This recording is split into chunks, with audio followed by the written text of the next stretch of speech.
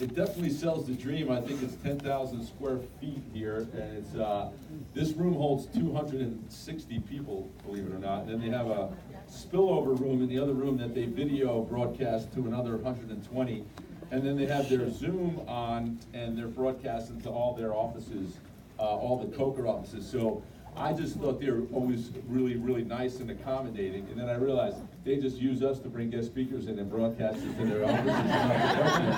And it's actually genius. It's so cool. It's kind of representative of the fact that we're here freezing in New Jersey. Jim Coker is down in Florida, has been all winter, and has had some of the best speakers talk to his offices throughout the country, out of everybody in the company, and he hasn't been to one meeting yet. So that's my goal in life, and it should be yours as well.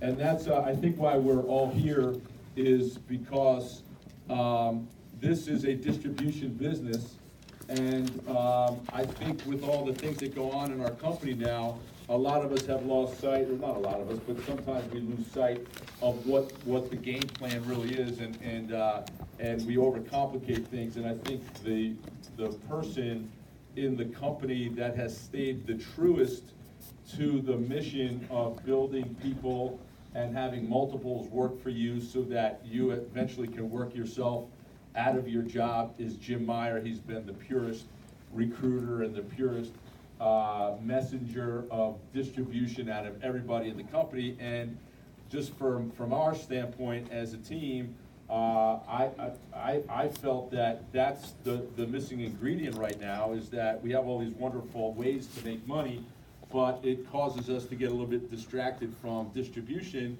And the way you get focused on distribution is you oversteer towards recruiting, and Jimmy has always oversteered us to recruiting.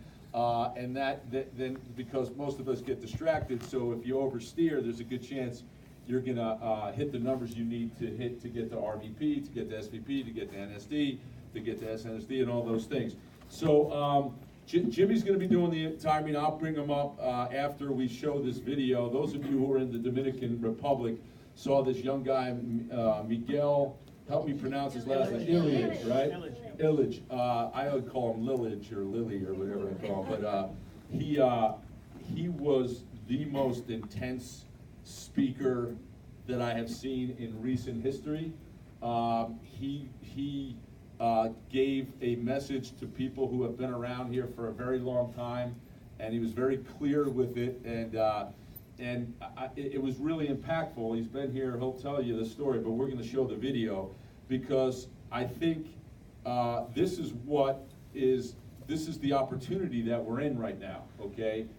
It doesn't take 2 or 3 decades to go make $500,000. It takes commitment, and it takes focus on distribution, and if you do those things, then you get a business that could really take off and make you the income that you're looking to make. So if you guys can go to that video, okay, I have to give him the microphone real quick. Anyway, if you guys get a chance, thank Glenn for allowing us to be here. And thank you.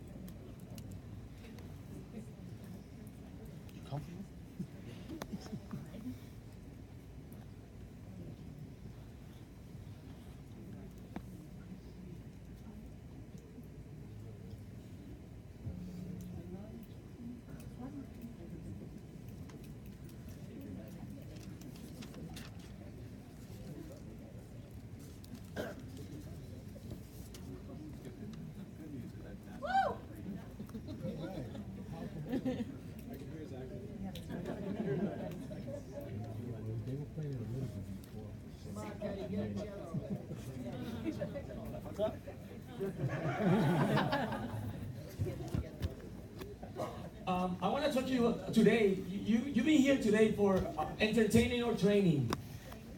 I tell so many good jokes at the office, but maybe if I do one of those jokes here, they're gonna take me out like, yeah, your time is up. But there's another way to do this speech today, and it's in a way that I can help you in any way.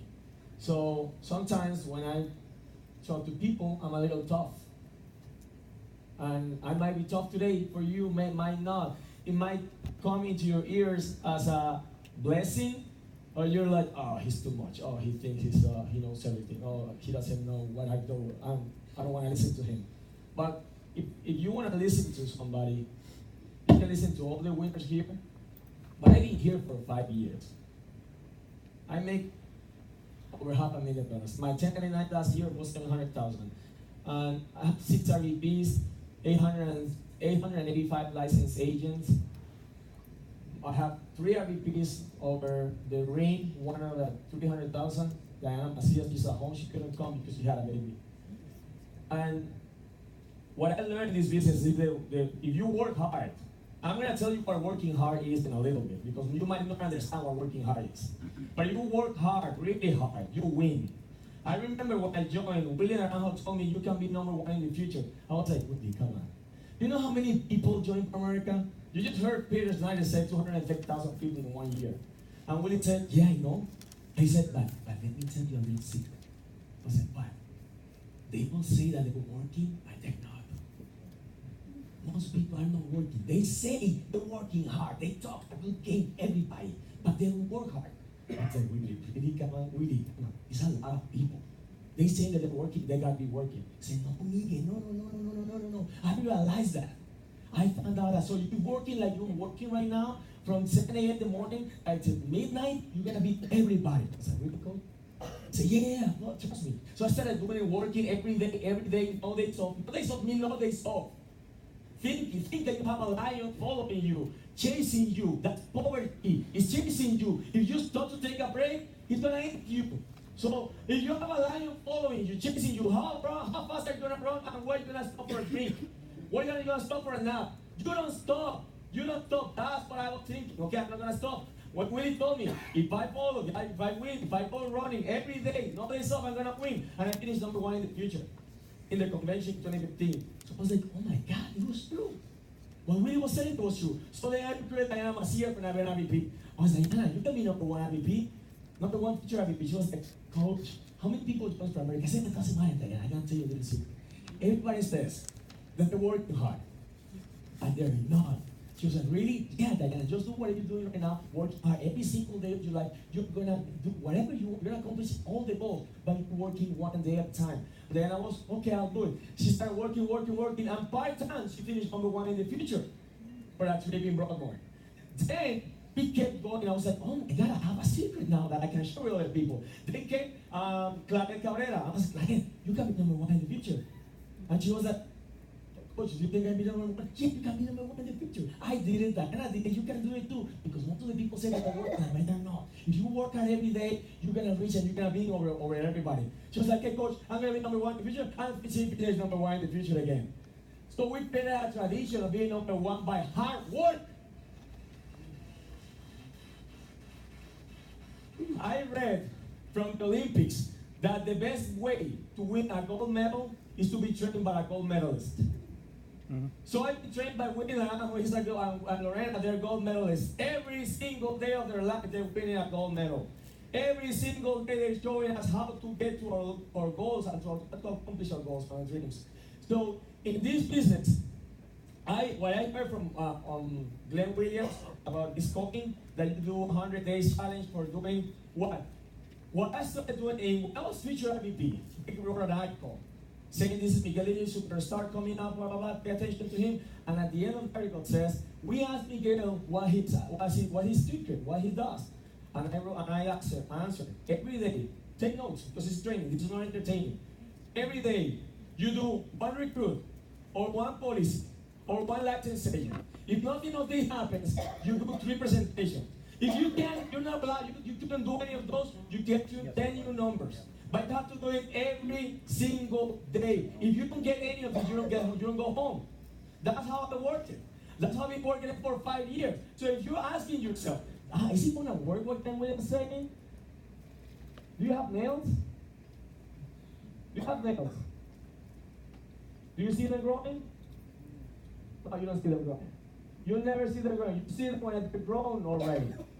You cut them after they're grown. But you don't see the growth. The growth takes place every hour, every minute of the day. That's the way that your business has to be growing. Every day, every hour, every minute of the day. You can't work this business as an employee taking afternoons off or nights off or Saturday nights off or Sundays off because you're a business owner.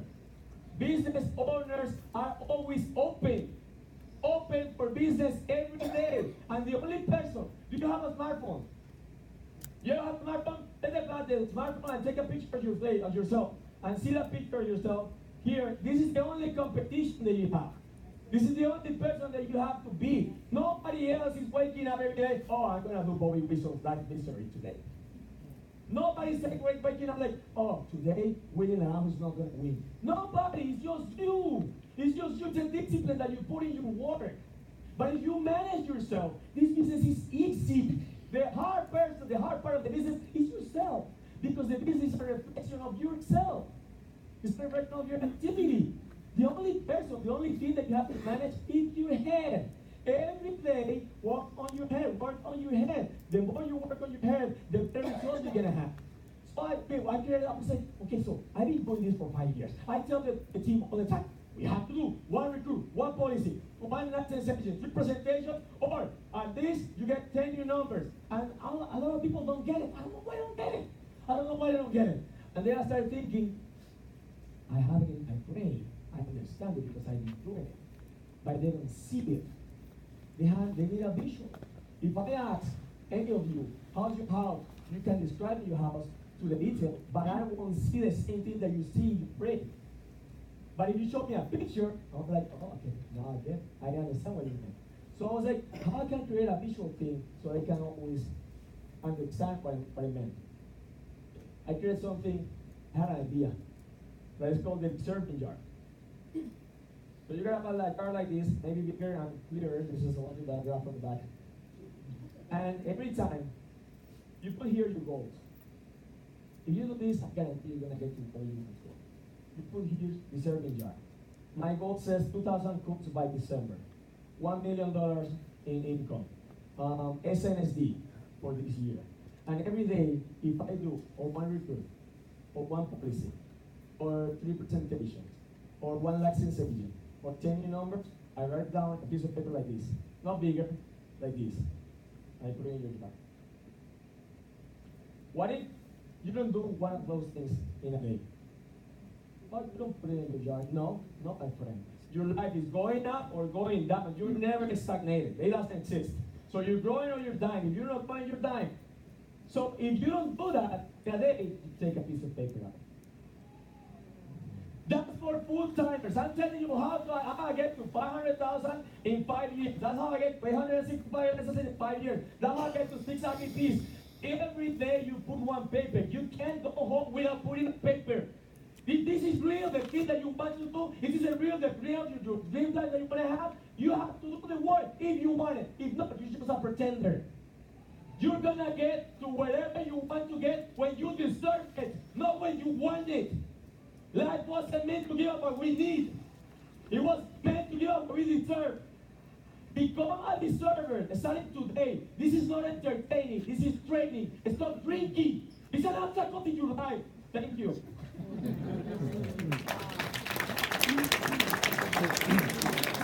You're going to meet with Glenn, right? I agree with everything you said except the last thing. I actually think he was talking to me when he said that because it was all inclusive and I like to get my money's worth. It's a trip. So I thought, how much better can you get your money's worth than not paying for anything and then drinking everything in the establishment?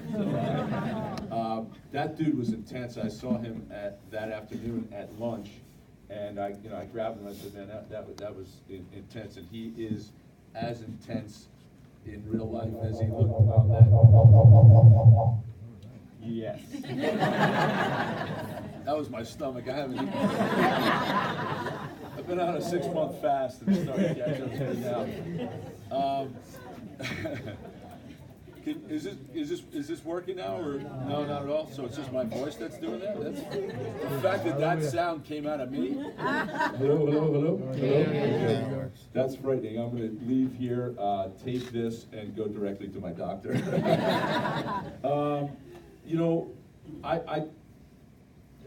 It's about distribution to him. He comes from a hierarchy. If you heard what he said, if you want to win a gold medal in the Olympics, get trained by a gold medalist, right? And so he's got a gold medalist trainer. He also said, I thought the thing that kind of hit me was he held his phone up in the meeting. He took a selfie, and he said, "You have no other competition other than the picture looking back at you." Right. And I really do believe that the only thing standing in the way of success is you. The USAA or USA just came out with our company's survey on financial hardship and stuff like that. We have some of the greatest credibility we've ever had. Actually, we are the most credible we've ever been. So you can't use that as an excuse. You can't use the excuse that, well, nobody else is winning, because all over the country there are people just killing it, right? You can't use the excuse that we don't have enough products to make money. You can't make the excuse that nobody needs an opportunity, because everybody still needs an opportunity. And I've lived through some of the craziest up and down economic times, and we grow through them all. We've been through booms and depressions and all kinds of crap, and the one common denominator is when things are going well, people want to know where to put their money and want to know how to protect themselves and want to have a safety net, because they remember that times weren't always great, and when times are not great, they needed a safety net, and some of them got it when they were supposed to, which was as a safety net. Some had to bounce on the ground and then realized they needed a spare tire in their car, so they started to look for one. Either way, they're out there, okay? And one of the challenges I think that goes on in our business right now is folks look at guys like me, and you think that you could do what I do now, which is pretty much nothing. I mean, I'm not trying to be a jerk or anything, and I probably should do more, and I will do more. But you go make $1 million and then decide what you want to go do. Exactly. And that's on me. Like, I got to go figure out what's the next 10 years look like in our lives, right? But the challenge is, there's a lot of folks out there who look at me and go, "Oh, I'm going to do what he does," which is nothing.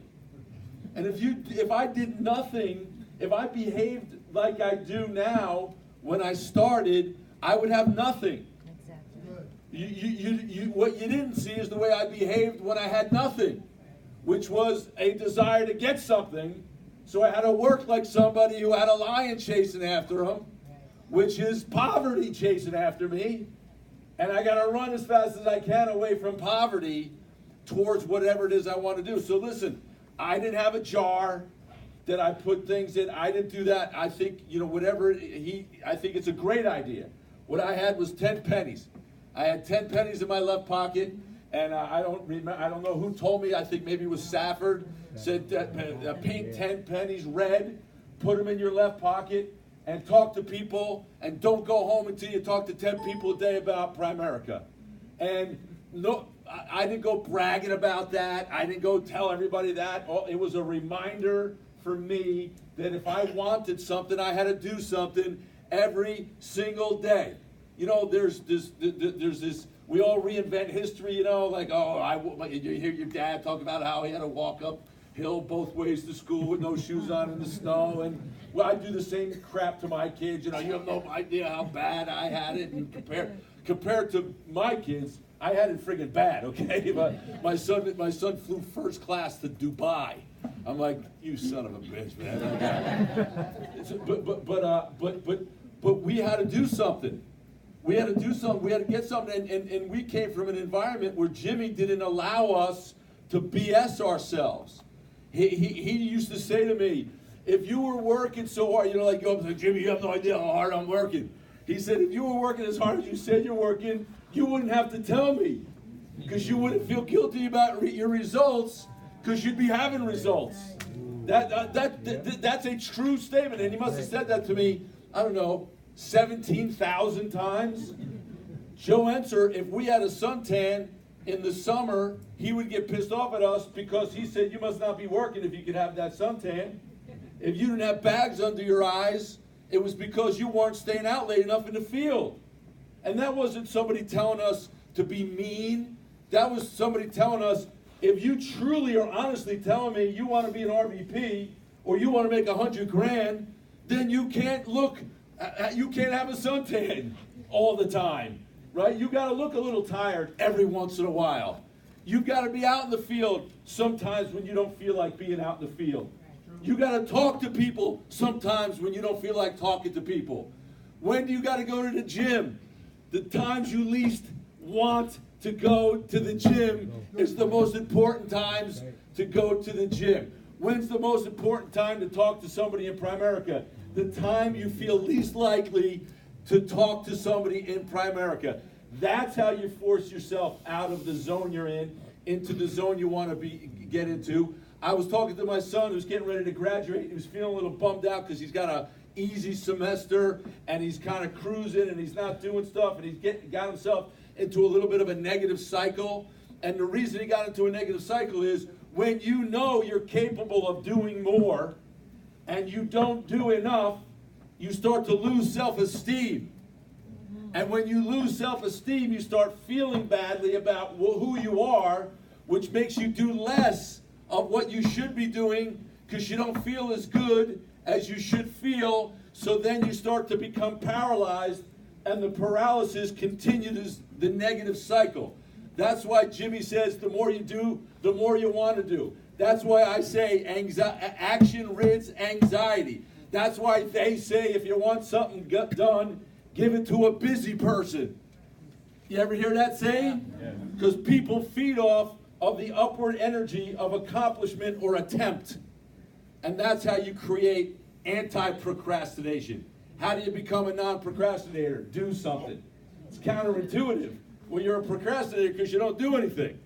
Well, go do something, you'll stop being a procrastinator. But you don't understand, I'm a procrastinator. Then go do something.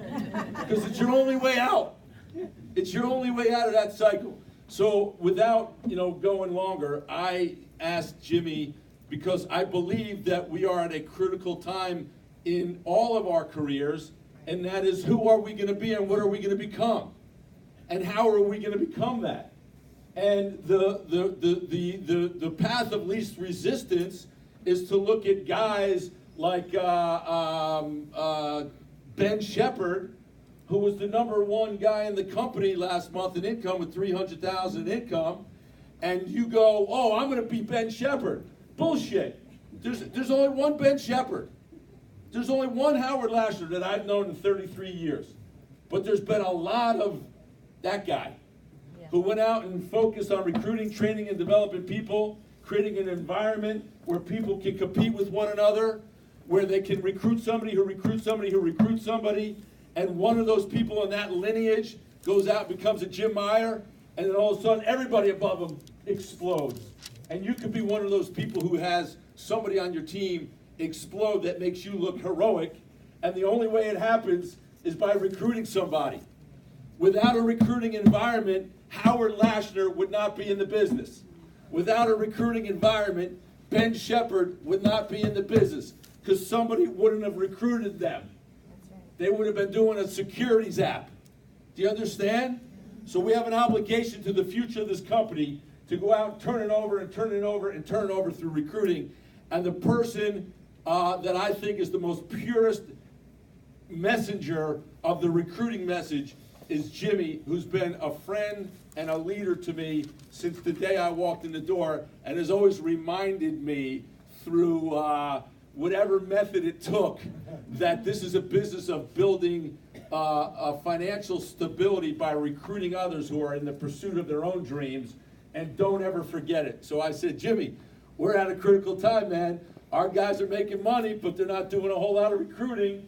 Who better to bring in the recruiting message than the guy who stayed the purest to it for 34 years, than MVP of the company, MVP of our team, MVP of the Maniacs, the fabulous Jim Meyer.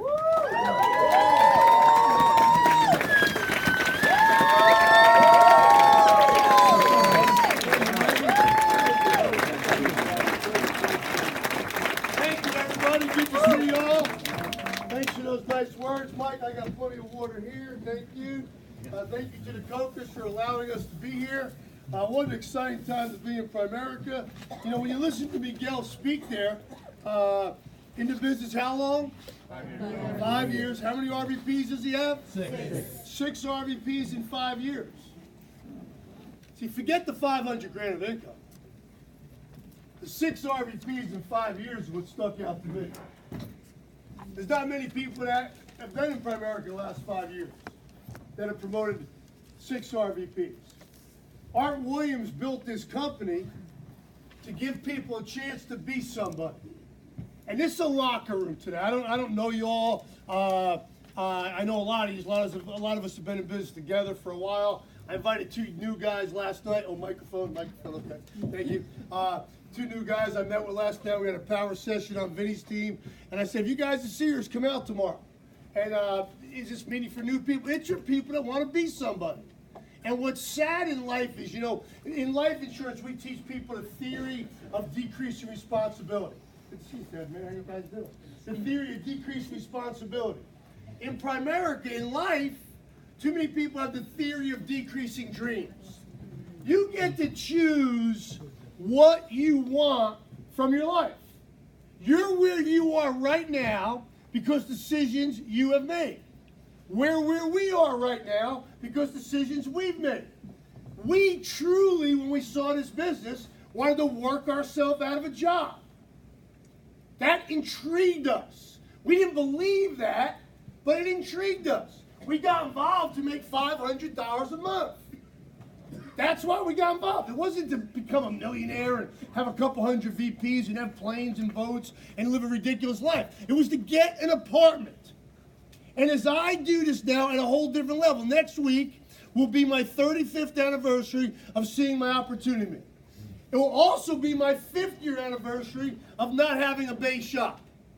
And I got to tell you, both of those are really good. The fact that I was able to sustain 35 years here and now 5 years without a base shop has been a blast. Now, I say this as delicately as I can, but there's only one reason to have a base shop. And we've lost that reason in Primerica. Miguel has been here 5 years and he has how many RVPs? 6. The only reason to recruit people into your base shop, in our opinion, in Art Williams' opinion, I'm going to read you an email from Art. I got 2 emails from Art Williams in the last 16 hours. The man is obsessed with some things that we're working on. Some of you have seen the video, that MVP video, which was an amazing tribute that he put out, not to me, but to our team. But it meant so much because usually they don't do shit like that until you're dead, okay? And I don't know about what it's like to be dead, but I haven't experienced that part of life yet. But I don't think you know what's going on when you're dead. So it really was special. But what got Art so fired up about that interview is when I talked about in the little interview that the man did with me was when I didn't need anybody to explain to me when I first time ever heard Art Williams speak when he said, we're looking for people that want to be somebody. See, being a jock, being somebody that wanted to be successful in sports, this is my favorite time of the year right now. There go March Madness. I love it, okay? I don't like it. I love it. I love watching those teams go at it. I love watching those young men just compete, leave it all on the court, and it's one and done. Yeah. There's only one team that ends up the winner. Everyone ends up sad except for one team. See, as much as I love that, I love Primerica so much more because there's room for everybody to win here. But what most people lack is their definition of what winning is going to be for them. So when we talk about what it means to be somebody and do something great with your life, you have to decide that. For a lot of people, it's income. Okay? I truly believed if I made $100 grand a year, I had 23 years old. I didn't think I was going to make it at 23. But when I was 23, I had this vision that, man, if I could just make 100 grand, my life would be awesome. And I made 100 grand at 25 years old. And I was like, it was good, but I was still lacking stuff. Where I got to that point of, as Mike said, we talked about this personally years ago, it's peace of mind. What is peace of mind to you? What is security to you? See, I had the great fortune, when I say Kim and I had the great fortune on today's Friday. Bear with me, I lost a day this week. I had 2 wisdom teeth taken out on Tuesday. And I know you're not supposed to have wisdom teeth at 57 years old. I didn't know I had the damn things either, okay? But it really wasn't I had these wisdom teeth. I just had so much wisdom, they thought if they did some work in my mouth. But anyway, so I was out, so it was Tuesday. When did we go see, when did we do that Q&A? Wednesday. So, Dungy, Coach Dungy, who coached the Tampa Bay Buccaneers, and then he went and won a Super Bowl with the Indianapolis Colts. We had the opportunity on Wednesday night to have a Q&A with him. And it was unbelievable. It was really, it would go down as a highlight in my life to have an intimate atmosphere with a man of that caliber. I mean, it was really a special couple hours. And what really intrigued me was, he said when he took over the Tampa Bay Buccaneers, they had 13 losing seasons in a row. They had #1 picks a lot of those years, okay, Ralph? A lot of those years. And they always drafted for talent. That was they always went for the talent. Who's the most talented? Who's the most talented? When he got there, he said, if you want to hire me, we're going to change the way we're drafting because what you guys are doing is not working. Okay? You shouldn't be in the era of football now and even then. If you're getting these best picks, you shouldn't always stay at the bottom of the damn ratings. He said, we're going to recruit for character. We want to find players that have good character. And he learned, who in his opinion is the best coach ever, from Chuck Noll, who was the coach of the Pittsburgh Steelers. And when it's a great story. I'm going to share this throughout today because it's a locker room, and I want to just share some stuff that really impacted me. And I've been around some amazing leaders in my life. But he wrote a new book called Soul, and I'm certainly not selling his book. But I took some really good notes. And the soul stands for, let me just get this right here, okay? The S is selflessness. Selflessness. The O is owning your role and accepting. Mike, thanks for those nice words. It's been a heck of a run. I mean, it's hard for 2 friends that are 23 years old, that went to high school together, that partied in college together, to go in business. But we had a mutual respect for each other. I wasn't Mike's leader. I wasn't his boss. I was the guy trying to win.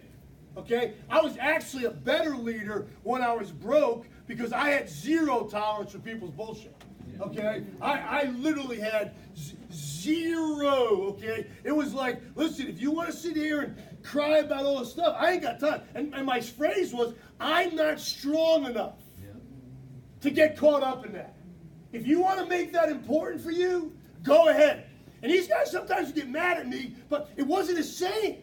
I had to protect my little brain. I was 23 years old. I was like, I wanted an apartment. And you get beat up it's funny today, but I'm telling you, I'm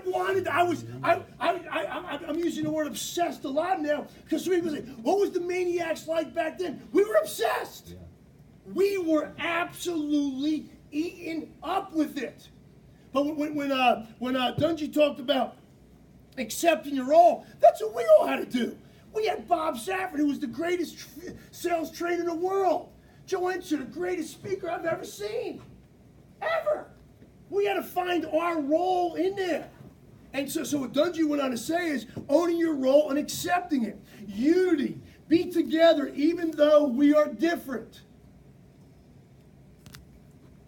L, larger purpose. How are we going to lead our community? And the D, no, that's all part of L, sorry. Being a difference maker. He went on to tell the story of how you get, whatever you do in your career, your life's got to be bigger than what you do. It's got to be bigger. And Chuck Noll, when he got drafted to the Pittsburgh Steelers, Chuck Noll started, got all the guys together, said, welcome guys, welcome to the National Football League. This is no longer a game, this is your profession. But I want you to know, as your profession, then you better have a life besides your profession. Because this profession will be over fast. So you better focus on your life. And if you focus on your life, your profession will take care of itself. And he went on to talk about how relationships is what he believes makes great coaches. And bam, I thought our wins. For my first 10 years in this business, all I heard about is we're in a personal relationship building business. We build relationships with people. I remember my father early on saying, "Why do you have the workers over your house?" I go, "They're not the workers. They're my teammates." It's funny now. Like, you always have the workers over your house. Now, my dad could never understand entrepreneurship. He couldn't understand what I was doing. They weren't workers. They were my family. Scott Fletcher's not a worker. He's his family. We've been together for 30 years. We've been through a lot of crap together. A lot of us are going to go through stuff. That's where the bonds are built. But Dungy went on to tell a story. It was so amazing. Because they asked, who has had the most influence in your life? Without blinking, he said his dad. Without blinking, he said his dad. And he said, the thing about my dad was, my mom was real nice. Dungy went on to talk about character is more important than talent. All his dad ever said to him is, whenever he came home and complained about the coach or something, his father would say, "What are you doing to get better?" You know, Dungy would call and say, "Oh, the coach is jerking him around and ain't doing this right there." And the father said, "Just get better." He goes, "I stopped going to my father. I used to go to my mother, so my mother would console me." I'm like, "Oh, honey, you're right. You know, you're doing good." But he had another person, the principal of his junior high. The principal of his junior high is one of his biggest heroes, one of three people. Third was Chuck Noll. And why the principal of junior high? Because during junior high, he'd be sitting there with his buddies, and the principal would come and sit at the table with him. And all of him and his buddies would be like, "He's spying on us. He wants to see what we're doing wrong." And he says, what do you do when you're a teenager and you're jerking around and someone from authority comes around, right? What do you do? Everybody, the conversation stops. But the guy was so consistent, they started becoming friends. They became friends. And he did that at a lot of tables. Years later, Dungy's going to be a senior. He got a very good football team. It was during the time of, there was a lot of still unrest between color, and it was going to be the first time that it looked like an African American was going to become the captain of the football team. And the fact was, it should have been Dungy and this other good friend of his. They were the two best players. But the coach didn't pick both of them. He just picked Dungy and then a white guy. And Dungy called him out on it. And he quit the team. Wow. He quit the team. He said, "This is wrong. You're making," and he quit the team. Wow. And 10 other kids quit the team. And all of a sudden he gets a phone call from his junior high principal. And said, "I'd like you to come over to my house. I'd like to talk." And he went and talked to him. And the junior high principal said, "Tell me what's going on." And he explained to him. And the junior high principal said, "You're probably right. You're probably right. But you love football. And you're not only affecting yourself now, you affected the other 10 kids that have quit. And you affected the rest of the team." And Dungy's point was, I would have never listened to that guy if he didn't pour into me when I was in junior high. And his thing was, you never know who you're going to affect. Yeah. But you will know this when you're building relationships. He went on to tell a story about Tampa Bay didn't win a Super Bowl when he was there. They won a Super Bowl after he left. But he told a story about Warwick Dunn and these other guys who now, Warwick Dunn just built his 150th home for single moms. Not single moms. I guess single moms. Just because he taught it. And he goes, "It's not me. It was Chuck Noll taught it to me."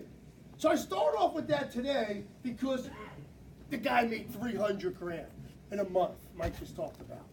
Mike makes over $1 million. You hear the stories of what we've been fortunate to make. And believe me, it's great. I want you all to make a lot of money. Okay? That's the goal here. But see, it's about helping other people. And how can we say we're helping other people if we're not promoting regional vice presidents? There's 2 positions here, regional vice presidents and regional vice president training.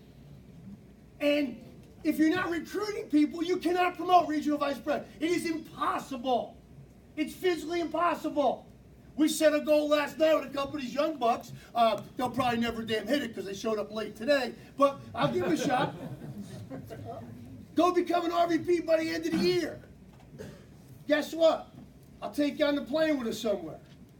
I got to bed last night. I said, how did Vinny get me to commit to that? That was a pretty good close. And then I go, it wasn't Vinny, it was my man right there. He tag teamed with somebody else. But me and Wes are going to be doing it in a couple weeks. Where's Wes? Okay? Because I'll be back up here on the 12th.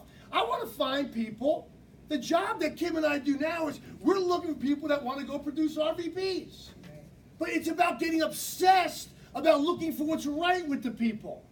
If I hear one more person tell me, well, you don't know, this guy's not ready yet. Have you forgotten how most of us got promoted to RVP? No, I know, I heard this. Oh, it's different today. Bullshit. Bullshit. Let me tell you what the same of today is than 30 years ago. Winners win today and losers lose today. 10 years ago, winners won and losers lose. 20 years ago, winners win, losers. It's the way it is. We got to give some. William said, give him a damn helmet, for Ralph. Give him a uniform. If they get knocked down and lay there, let's move the ball somewhere else and keep on playing. Right? You've all heard our Williams tell this stuff. So as we look at obsessed, I'm going to take you through a little acronym to set the tone here, if I may. And we truly, we have a saying, we're an RVB factory. That's right. Okay, and it sucks, okay? You don't even got it. We'll get it down by the time we're done here today. See, motion creates emotion. So when I say we're a blank, blank, blank factory, you're going to get your anatomy, okay, your ass off your chair and say, that's right. No more qualified. We're losing qualified. We're now saying obsessed. What's great about obsessed is when you say it in unison, it sounds like sex. We were doing it at the TV studio at the beginning of the year, and Glenn Williams and Julie are like, what is your guys' new chant? I go, obsessed. They go, oh my God, thank God. We thought you were saying sex. I go, wait a minute. You might have something here. We'll get recruiting going on around here, baby. We'll get it going on. I'll hold it, sorry. So take a look here, okay? The M stands for motivated to change their life. We were motivated, Mike. We got involved with this. It was hard to get a job in May of 1983 when we all graduated college. That was the first time they were laying off. They were laying off all kinds of people. Before we graduated college, there was still an era. I feel like we're so old now telling these stories. But there was an era, Ralph, you know, that you would get a job and you'd stay with that company for 40 years. That crap's over now. We want people to understand this. So they're motivated to change their life, but they're just not motivated, they're what? Obsessed. Obsessed. The A stands for action-oriented. Action-oriented. So many people just sit around. And like Mike said so well, so great you brought that up. I'm working so hard. This is not a tough business. If you work hard, you'll get people. You invite people, God bless you, you'll get guests to show up. But now if you're going to try to pick your winners, I'm looking for good people. What the hell does a good person look like? Come on. All right, William said there's never been a test and never will be a test that can tell what a man or woman has inside. So you don't know what you're looking for. Give people a damn chance. Thank God they gave me a chance.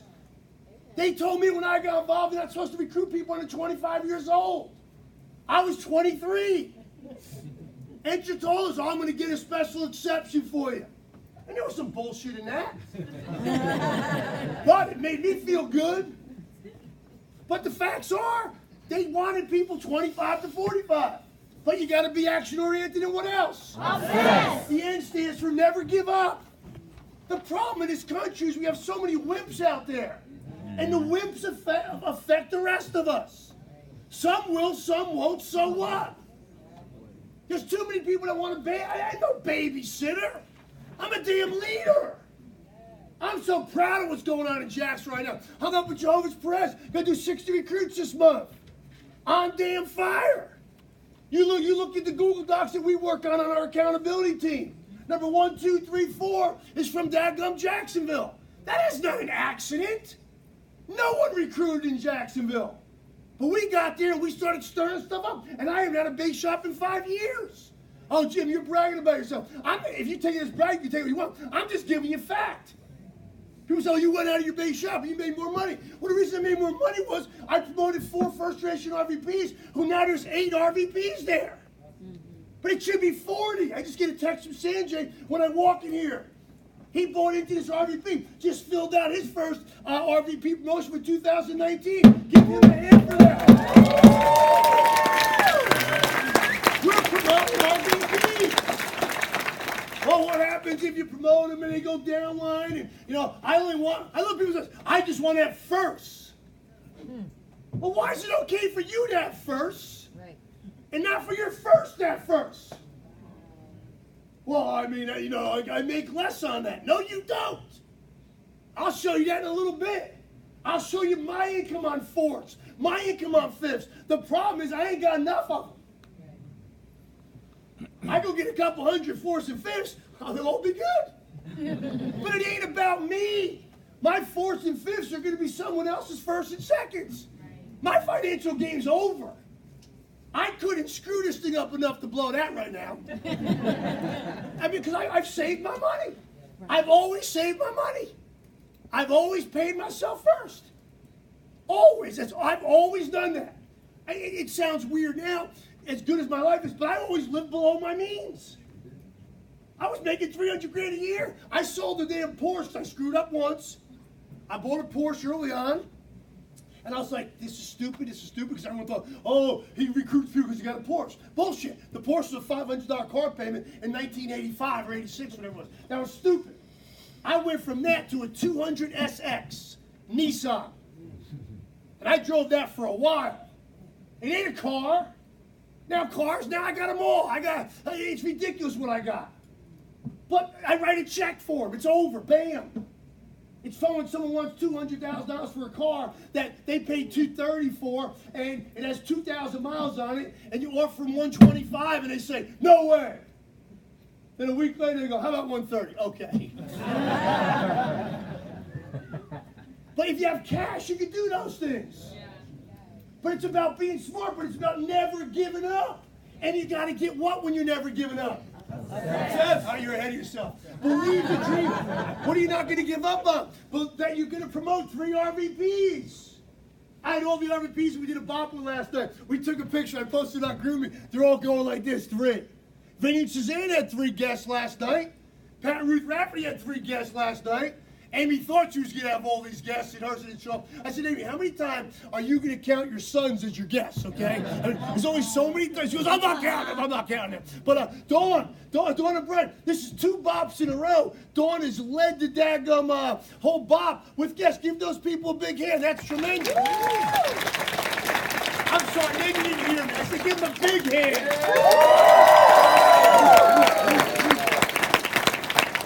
You can promote 3 RVPs in the next 3 years.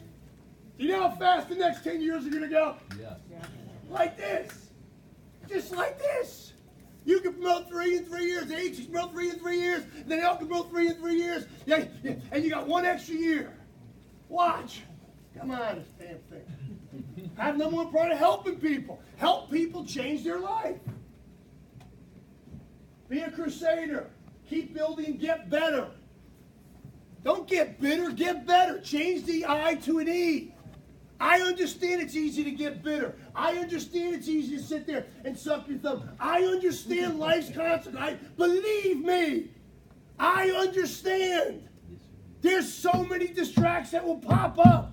But that's why you got to keep your goals in front of you. What motivates you? I've had pictures of airplanes in my cars for 25 years.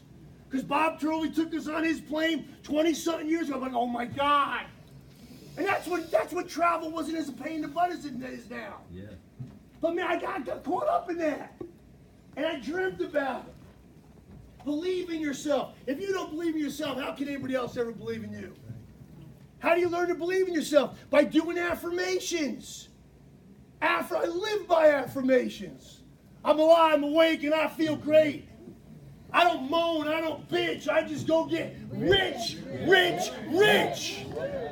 So many people want to sit around and moan and bitch, and you don't know about this. You're right, I don't know about all that. But you don't know what I deal with every day. But I know this, we're only here for a damn flicker. 57, I'll be 58 next month. Flicker. I ain't wasting mine. This is too tough for you, I can tell. Yeah, all right, we'll get through this, don't worry. Know where you're going. Where you going? You're promoting 3 RVPs in 3 years. But I'm not an RVP yet. Guess what? We weren't RVPs who were talking about promoting RVPs. That's what Enter had us doing. How did we go to RVP in December of 1984 and promote 2 RVPs in January 85? Because that's all Enter talked about. Thank God I joined this business with him. Don't accept anything but success. But success is intermittent. It's along the way. Little baby steps all along the way. Right? And when you got that, you're going to be what? Obsessed. Good. Let's go. All right, the I. M-A-N-I.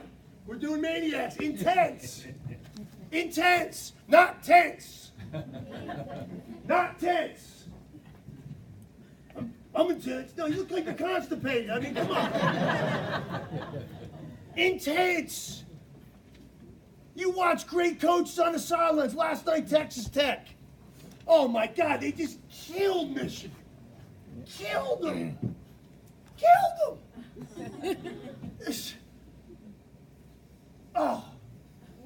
My bracket's dead, so it didn't matter for me. But my baby's bracket's alive and well. Kim won the thing a couple of years ago, and she's right in the running again. But it's great because it's really under my name. It says Jim Meyer, then Jim Meyer 2. So my buddies think I'm really good at this. The problem is it's always Kim's picks that are doing good. But we need daggum LSU to go down tonight. Michigan State's got to win today. But tense. No, we need to be what? Intense. You say, man, you're weird, dude. You're weird. Yeah, that's right. Weird, rich, normal, broke. Too many people are trying to be like everybody else. I ain't here to be like everybody else. I want to be different. Call me anything but average and ordinary. Too many people are so worried what everyone thinks. And I say this cautiously, okay? Because I truly, if you get to know me, I truly want people to like me. If you really cut me open, I want people to like me. But man, not more than I want to like myself. And I can't like myself if I'm not winning. I just can't. Because I know God put a winner in me. And if I'm not performing, I'm letting him down. I got to go be the best I could be. I've made a lot of mistakes in my life. Lots of them. But man, oh man, it's about getting better. You get back up, and you don't get tense. You don't get. We need a battle or something. This damn thing. Okay, we're gonna get what? There we go. Now we're in the A. Attitude is everything. What's attitude? Everything. I train on attitude more than anything else I train on. I love people doing, well, that's why your team's not trained well. Okay, great. Right, all I know is we do, you know, a couple million in premium. We're up to doing 40 million a month on investments now. I mean, we're doing pretty good. $500 million a year investments. Yeah, but we suck at training. If you don't think right, you can't do nothing right. Right. You kidding me? Let's look at attitude. 90% of winning is what? Being excited. Smiling. Happy people, read it for me.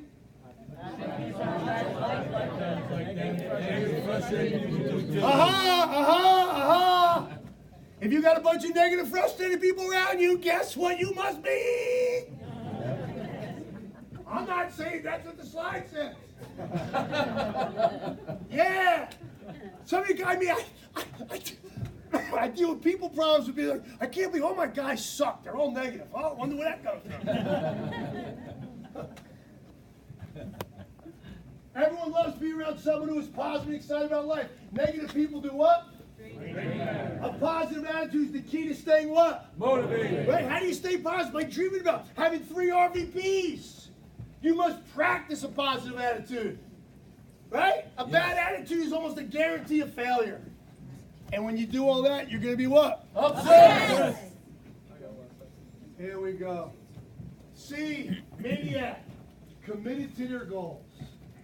Not my goals, your goals. What are your goals? If you're not an RVP, I highly recommend you change your goal from being an RVP to promoting an RVP. How can I do that? By doing it. Just flip a switch. I'm going to promote an RVP. What level are you? I don't even know what I am. I'm new. You're laughing. You're in charge of your future. We're building an RVP factory. That's right. That's it. Yeah, I got about 35% of you now. All right? You're going to get your ass off your chair and stand up and say, that's right, obsessed. We're building an RVP factory. That's right. Obsessed. Okay, we're almost there.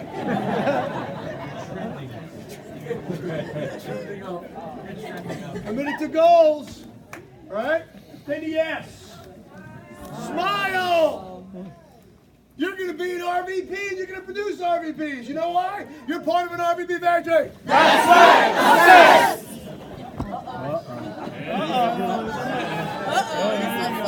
Yeah, I did. Uh-oh, I gotta back him up. That guy looks big.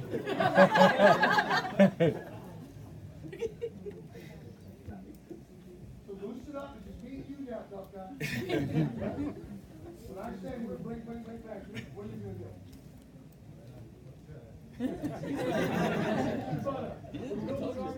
That's right. Obsessed. Motion creates emotion. Some of you sit around all day long. Jimmy, I'm loosening up just in case. There you go. You got it.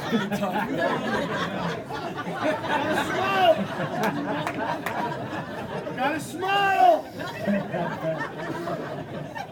You don't want to fool with him. All right. Let's go to that next presentation. I just had a flashback to 1983. Belmar, New Jersey. Where are your computers? Oh, Lord. Dungy said, Coach, help players be the best they can be. When Dungy signed his contract in the NFL in 1977, he got a $2,000 signing bonus. If he made the team, he was going to make $20 grand that year. There was 2 players back then on his team, on the Steelers. Some of you know these names. Jack Lambert and Mel Blount. Wow. They both held out that year for a contract. You know what they were holding out for? $100,000 for the year. Wow. Jack Lambert and Mel Blount. One got 87 and one got 80. Wow. Super Bowl tickets were $30 a ticket back then. And they didn't sell out. No, they're 30,000. They didn't sell out.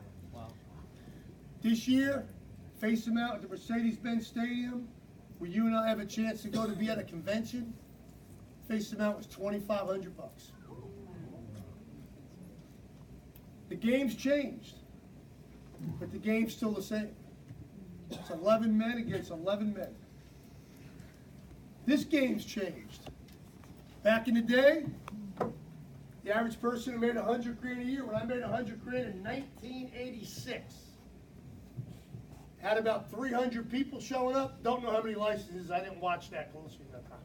But we had an army of people. Made $100 grand.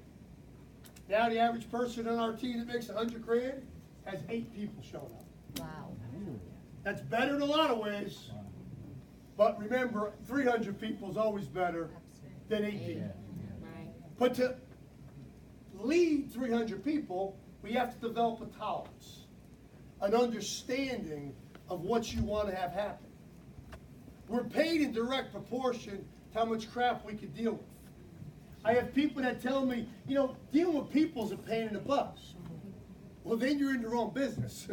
Because we're in the people business. Even if you don't want to produce RVPs, we're still in the people business. Because we sell to people. Yes. Our market is a person. It's a human being. And just as you might have a client that's $1 million life client or $1 million investment client, my clients are my representatives. Right. My representatives that want to produce RVPs, who produce RVPs that can develop the tolerance to deal with people's challenges. I'm not going to babysit them. I'm not going to fix them. You want to drive yourself crazy? Try to control someone else's attitude. You want to drive yourself crazy? Try to control someone else's activity. Yeah. You want to live a great peaceful life? Control your attitude. Control your activity. Because that's all you can control. It's so simple to do. I'm going to fix the world. Good luck. I don't people say, Primerica is going to change the world. I'm trying to change my friggin' life. Oh, Jim, you're so selfish. I'm not selfish. I give a lot of money away. I support a lot of great organizations. That's how I was at that Dungy thing the other night. A lot of great things. But I'm not trying to fix the world. I'm just trying to live my life. I know I'm only here for a flicker. I want to be a good person. I want to keep getting better. And the people that want to be influenced by what we want to do, we want to influence them. If you don't want to get influenced by it, don't get influenced by it. That's the great thing about where we live. We have a choice. We get to choose that. This is what I've chosen to do. Not 5 years ago when I shut my base shop down. I made a decision about 2.5 years ago. Because I had to find a role. For 30 years of my life, all I do is look for reps and work to get them a district through other people. Now I'm looking for RVPs that want to produce RVPs. You got to go find the reps. I'm a grandparent now. I don't do that now. Okay, I come in, I stir it up, and I leave. And I like that. It's a beautiful thing. I don't apologize for that. You get to choose when you want to do that, or never. I have leaders in front of me. Why would you do that? You're crazy. Well, you should. You get to do what you want to do. I get to do what I want to do. It's a beauty and just be honest about it. There's no reason. I have people that have no RVPs, but they've accumulated $1 million. They got $10,000 a month coming in. They're like, dude, I'm good. Guess what? I'm good too with you. We're good. But when Sanjay Media tells me they want to produce a lot of RVPs, I will apply pressure there. Because to do that, then we got to do this play. But I have other people. Hey, life's too short to sit there and have two magnets fight each other. And it's too long to live miserably. So let's enjoy this thing. It's our plan. RVPs build RVPs equals peace of mind. Builders override RVP factory. That's right. Obsessed.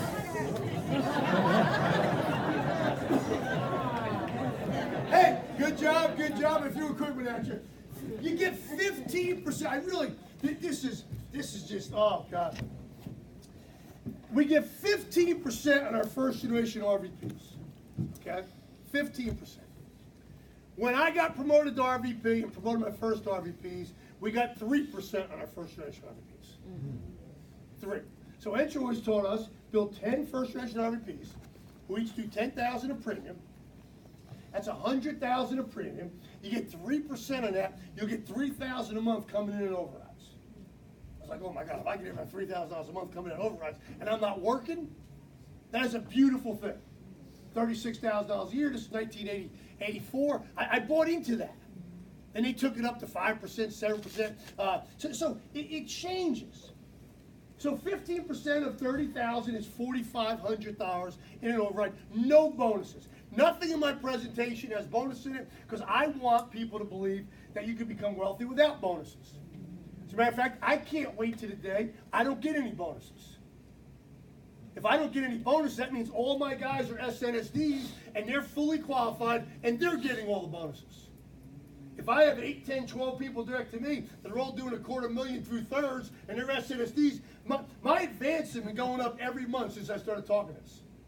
Because other people, Sanjay, I want you getting the NSD bonus and then getting promoted to SNSD, and then you got $250,000 that you're getting your bonus on, and I'm getting all my overrides. It's a win-win situation. So now I want to make clear, I think it's great that you get bonuses. But I also don't think it's good that we're short range. A bonus should be a bonus, not what you live on each and every day. Second generation, you get 10%. That's 1/3 less than 15%. But if you have 3 firsts, who each promote 3 firsts, you have 9 seconds. 9 seconds. I love when I do this, when people that see me do this all the time, they just put their head down. They go, oh shit, here it goes again. I can't believe it. It reminds me of the minister story. There was a minister that every week gave the same daggum sermon. And after about 2 months of this, the elders in the church are like, we got to talk to him. He's lost his mind. He keeps giving the same thing. I ain't talking to him. You talk. I ain't talking. I ain't talking. So, I don't know, 3, 4 months go by. They finally go to him and go, Pastor, we've been wondering, I don't know if you realize this, or you've been giving the same sermon for months. And he goes, oh, I realize it. I'm just didn't realize you realized it. Because you haven't changed anything. Wow. And they all went out of here like, oh, Pastor, I wasn't. All the other guys are working out.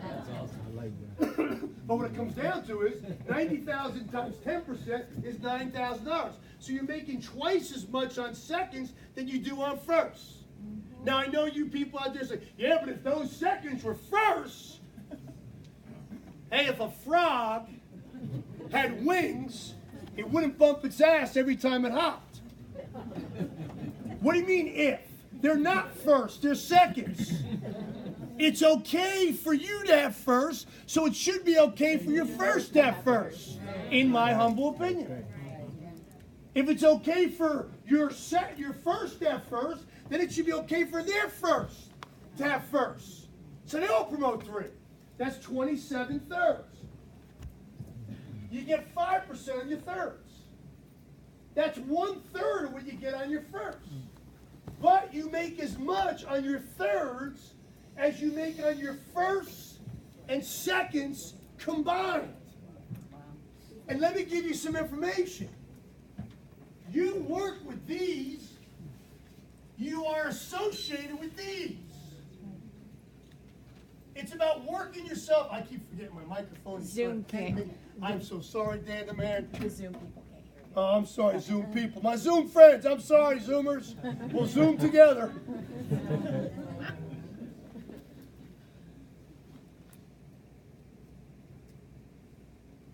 Hello, my Zoom friends. We are back live from Edison, New Jersey, the Coker Empire headquarters. All right. So now watch. You're making the same amount, from the thirds as you do from your first and seconds. But it's about having a vision. It's about believing. It's about having a goal of helping other people. Helping other people get what they want. How many would like to work yourself out of a job? Yes. Right? Okay, that's it. But to do that, we got to get obsessed about attracting people. What type of people? Breathing people. That'd be a good place to start. I'm so excited to be with the Pitbull team tomorrow. We're going to do a whole thing on prospect, a whole big session on prospect. And I noticed some people on that team, they're gonna sell out. I'm going to do a thing on Miguel's jar here in a little bit on discipline and being committed. So as you look at the thirds, when they each promote 3, what happens? Now you got 81 fourths. Okay? That's 810,000 in production. At 0.175, you're making 14,175 hours in overrides. They all promote 3. You're making 18,000. Yeah, but Jim, if I did 2.4 million at first, you selfish son of a you-know-what. Why is it okay? Number one, you're not going to get 243 firsts. I I know God people, bless you. I'm pro. I heard somebody on TV, I'm going to promote 51st next week. You're full of shit, okay? You've been here 15 years, you promoted one RVP, you ain't promoting 17 before the convention. It's the multiples. It's work yourself out of a job. Do you realize early on in my career, Joe Enser met somebody who he did not know that was on his team. And I said, you don't know them? How could you not know somebody on your team? He looked at me, he's like, Jimmy, there'll be a day you won't know some vice presidents on your team. I was like, this guy's lost his mind. I mean, how could you not know a vice president on your team? Because that's the way you think when you work with your 10 guys, okay? The last 3 conventions we've been to, every convention for the last 3, I've met people at the convention for the first time that are vice presidents on our team. Yep. I knew their name, didn't know them. I'm like, this is a Joe, man. You were right, dude. It's unbelievable. But that's building a company within a company. That's what Art Williams wants us to do, Thomas. If that's what you want, you don't have to do that. Mike said we got to do it for the company, and I think that's a generous statement. But let me tell you, you do what you want to do for your family. But just remember, being a selfish person is not the way to live. If somebody invites you to a meeting, and I know it's because you were so sharp, and they saw you, you went to Keene College, or you went to Trenton State, and you had the degree, and I'm going to be a regional vice president in Primerica. Run! No. Somebody gave you a shot. Somebody was probably in a contest. Bring 3 guests, Jimmy will buy you beer. And I said, oh shit, I can get Kroom to come, man. I'll get Kroom to come. I'm proud of you, man. You got your 1x1 in time. Good job. I mean, 2x, great job. And every time there's something out there, you get it, buddy. Give him a hand for that. Great job. But it's about realizing that. Give people a shot. You know how lucky. And I gotta say this the right way. I struggle with this sometimes. Some of you don't look at yourself with the value you are to others. You know how lucky people would be to be mentored by so many of you, if not all of you? The families you have, the marriages you have, the fathers and mothers you are, the business leaders you are. I mean, you really are great people, the ones I know. And others we're in that kind of environment. We get a chance to mentor people and coach people. There's no better feeling than seeing people you work with. Today I'm going to go over, when we're done here, we're going to go over Pat and Ruth's house. I haven't had a chance to see. I'm so fired up about that. Seeing our guys in Jacksonville. Jehovah's got his new house. Jason and Jen got their house. Alan's got his house now. These guys were all kids when we started working with them. It's so rewarding. And then the other side of it is, they pay us millions of dollars. Believe me, I don't think I'd be real excited seeing everybody get houses and I'm living in a trailer with somebody. I don't, but it's a win-win. But don't be selfish. 5th generations, 729. Can somebody in Primerica have 729 6th generations? Of course they're good. Of course. Hasn't happened forever. Because people have stopped this mindset. But we're putting a cocoon around the maniacs. And we're obsessed about it. 729. I put there for income, I just put peace of mind. $54,000. Check this out. You make more money on 6 than you make on 1st, 2nds, 3rd, 4ths, and 5ths combined. You've never seen that or heard that from anybody before. Because no one talks about it. The company doesn't even break it out that way. They just take it down to 3rds. I'll show you on mine right here.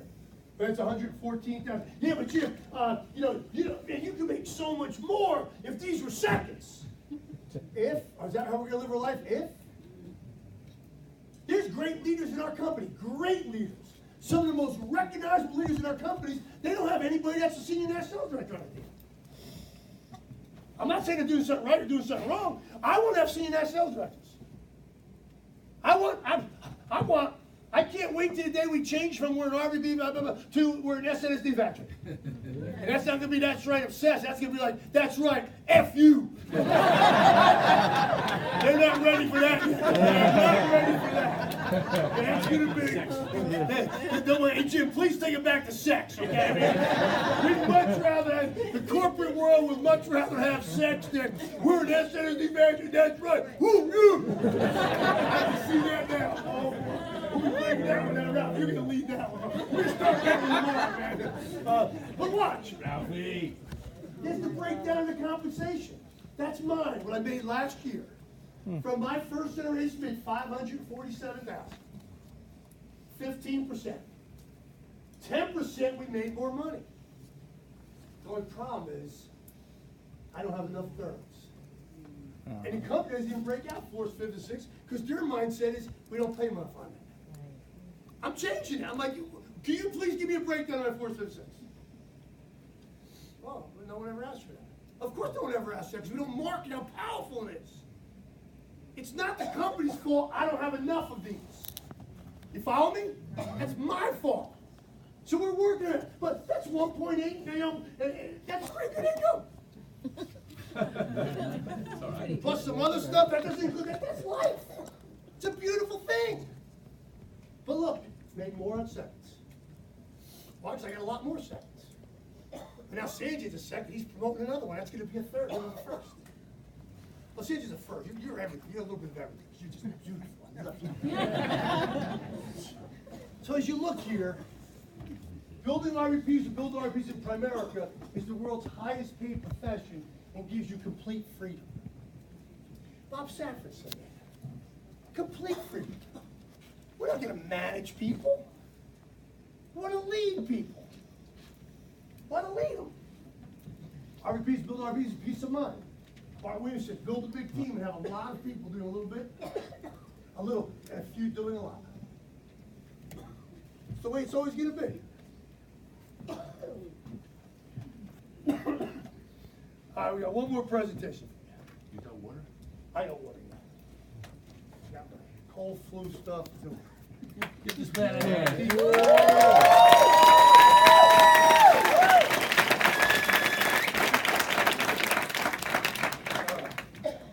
Part no one likes.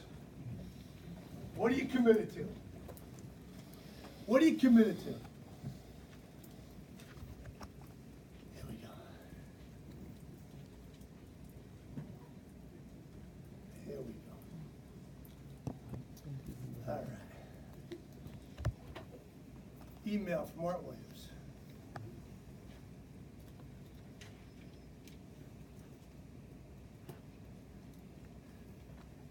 Doing a whole thing right now. I want to be somebody. I want to spend a few minutes on this and ask you all, what does being somebody mean to you? Anybody? Everybody? Yes. Rodney.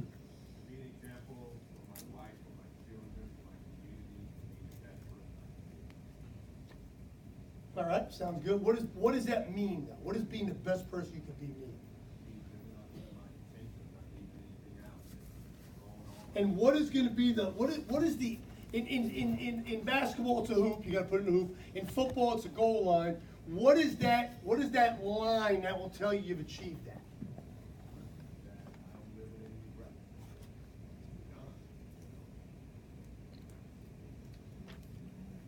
I'm nailing jello on a wall still. Need something more concrete. It's a good answer. It's a great answer. But I think a lot of times in Primerica we have these answers that, yeah, and you're certainly not that kind of guy, so I'm not saying that by no means, Ronnie. But I want to get it tangible. There's got to be steps along the way. What are the steps along the way? Because your wife is proud of you. Okay, your wife loves you. Sometimes I wonder why, but that's a whole nother conversation. Did that just come out? But you guys got a beautiful family. I've met your family. I met you. We've spent time together, right? Okay, we've been at my house together. So, but I like to let's, not in here, but you and I are gonna follow up on it. Somebody else had their hand up right there. Everybody's scared now. Go ahead, buddy. I want to be debt-free. Debt-free. How much debt do you have now? How much? $150? I knew, I was teasing you. I just shit, but we got this handled right now, bro. $150,000 in student loans. Where'd you go to school? University in Rhode Island. Wow. Man, you must have did some partying there, bro. But okay, so that's important to get rid of that. Okay, cool. Who else? I want to be the go-to person for my family. Go-to person. What does that mean to you? Anytime anyone needs something financially, they come to me. Be careful what you ask for. I'm just telling you that right now. I made that stupid statement years ago, and I'm like, shit, can there somebody else be the go-to person in this freaking family, okay? Is there anybody else out there, okay? Can I hear an amen that there's some other Meyer out there that's going to step up and do something? Because I got long-lost brothers and sisters. Like, I don't even know the freak you are, man. But no, that's a good one. That's a good one, okay? All right? Be careful. Who else? Yeah. Retire my parents. Retire your parents. And what would that take? As far as money, Yeah. probably about an extra $5 to $7 grand a month. Okay. For them. Nice. Yes. Well, I think is basically when you walk into the room that you don't have to say who you are. That's being someone. No matter where I'm at in the world, basically walking in the room and not saying my name and knowing everybody there, knowing that's being someone. You go, girl. You go, girl. Yes. So for me, being somebody is like I want to be that bridge that equals somebody else, someone else's success in their life. The reason why, just kind of like how, you guys' relationship are with you and Mike. Thank God for you that his life turned out the way. Well, I think it's both of us. We had a great impact on both of us. Right, and I want to do that. I want to build that relationship with somebody else so that I can impact their life and get them out of it. That's a win-win situation. Beautiful, beautiful. Yes? I want to be able to empower women. Nobody's second. I was probably a housewife. My husband worked, and I didn't know any of these concepts. I didn't know I had opportunities. And I want to be able to build other women up, and they can take care of their family. But what about men? What about what the hell's up with this shit, okay? Oh, now we're going to start picking and choosing. You got any men? You got any boys? Two? How many boys? Yeah, well, you don't love them because you can take care of your boys? Me and you are going to have a little talk after this. Oh, yeah. Me and your sons, we're going to get a little real well, okay? Where's your damn husband? I got to talk to him for a bit, too. No?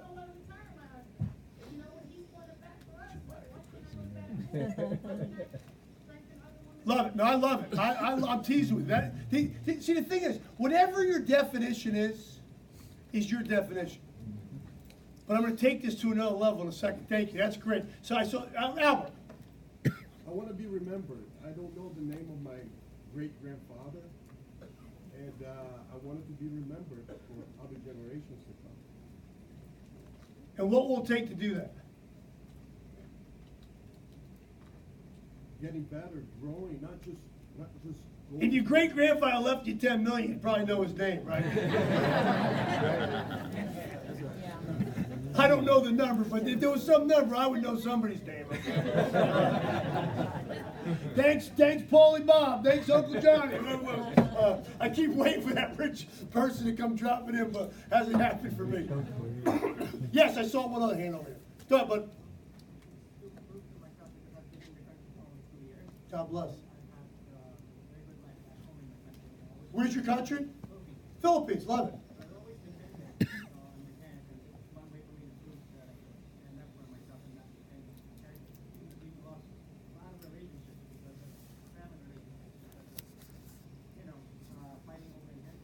Sure.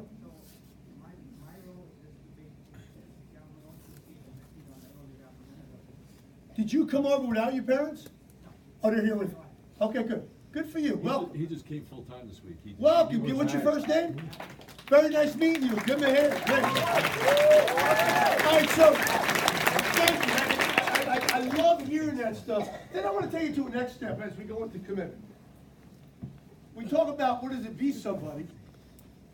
What is it you want out of Primerica? Well, Jim, it's the same thing. Maybe. Yeah, I don't know. Who's ready to share what you really want out of Primerica? Yes. I would definitely love to help families because the other day I was at the bus stop and help myself through helping families because it will come back to me gaining whatever my goals are.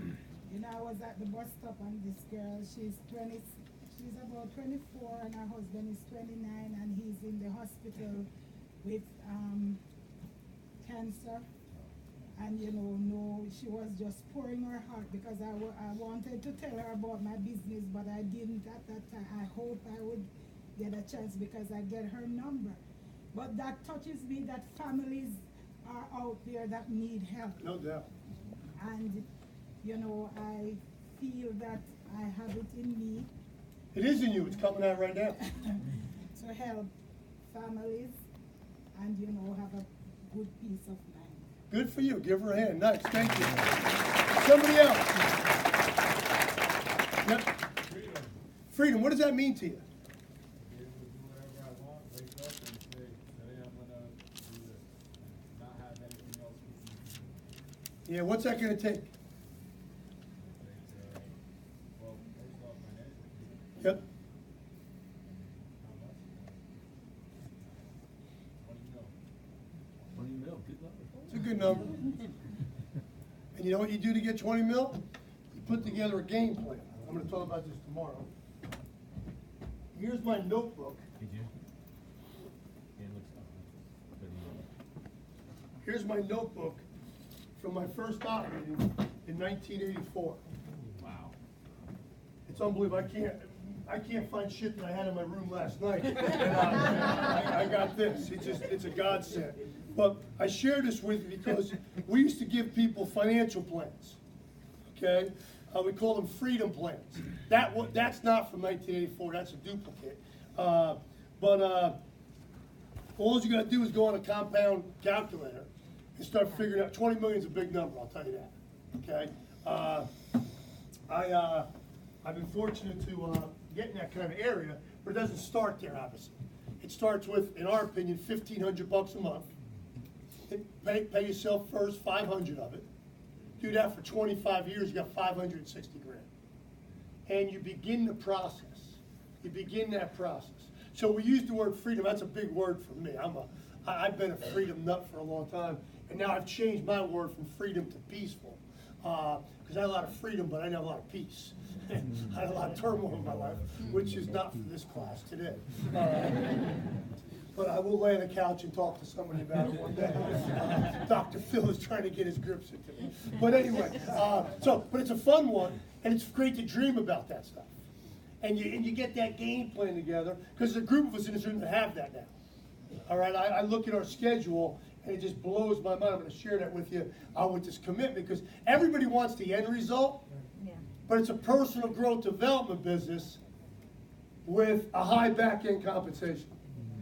Most people want the high back-end compensation, then I'll get good. Yeah. No. You got to put the work in and then do it. So that's exciting. Anybody else? This side of the room a little dead today. Everybody all right? Yes. You know what? I got you next, Wes. Personal development. I want to be fearless, but I also want the power of reinvention. Always being able to reinvent myself. Nice. Fearless and reinvent yourself. Nice. Who else? Yes. I got you, Wes, next. Right. Yep. I want to be able to promote my mom to MSD and kind of keep the reins of the business she's grown for me. Okay, great. Sure, yeah. That is awesome. She just got life lessons. That is awesome. Congratulations. That is great. Good. Wes? I want to make $1 million a year.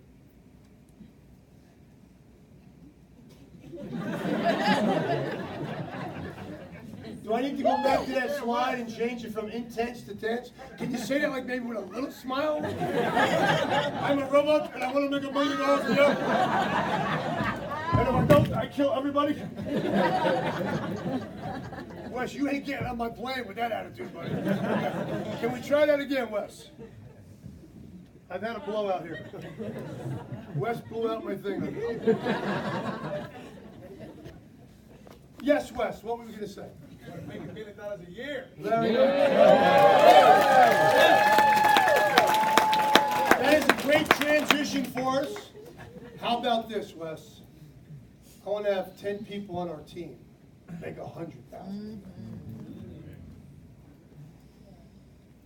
All the answers you gave were great. But until we focus on others, we ain't getting what we want. It's about getting district leaders to make $1,500. And then those district leaders produce other district leaders. How many district leaders you need, my man, to go to RVP? Smiley in the back.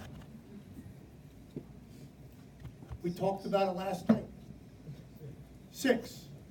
Yep, 6. And we're not promoting RVPs? You need 6 district leaders. You go to RVP. Yeah, but they also need this. They also need that. They also need this. Stop. They need 6 district leaders. Yeah, but if they ain't got a super duper replacement, I let them go. If they ain't got 100% resistance, I let them go. If they ain't got a 19 investment license, Howard Lashner, who's as good as there is, who Mike just said, when he went to regional vice president, do you know how much investments he did? He did a $50 PAC that month. Miguel Field in the presser hierarchy, as good as there is, you know how much investments he did the month he went to RVP? 0. He didn't have an investment license. Wake up!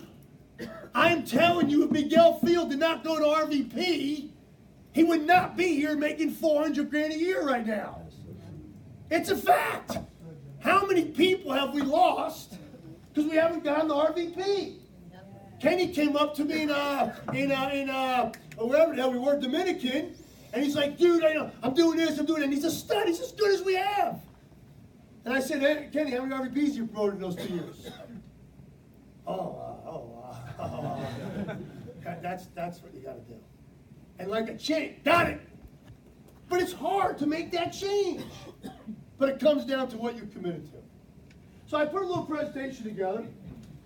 Never been seen before. No, it hasn't. Pieces of it have, but because I tied this Miguel guy into this. You started where I wanted to end with. Commitment. Life will give you whatever you want to accept. When I joined, I never dreamt of this. Never. Never. There's not a day that goes by where Kim and I don't just sit there and say, we start every morning with a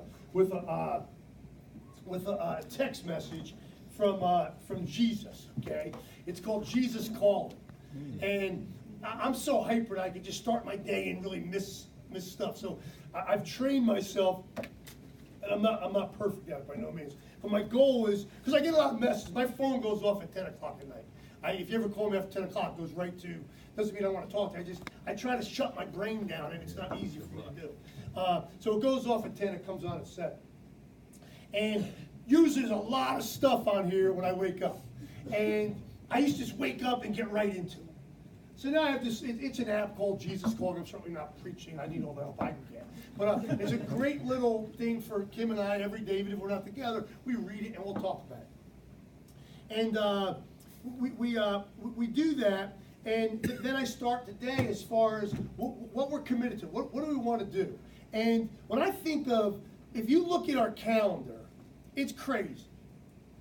I shared at the Millionaires Club, and it was like, this is so ridiculous, because like every single week there's something exciting I get to do. It's 2 weeks ago we had TPC in Jacksonville, and it was unbelievable. It was just unreal. Had this these Players Club tickets. And And I sent some pics out about it. Paul Sinowski had a shrimp that was bigger than his head. I mean, it was just the most ridiculous. They had a 140-pound tuna sitting there.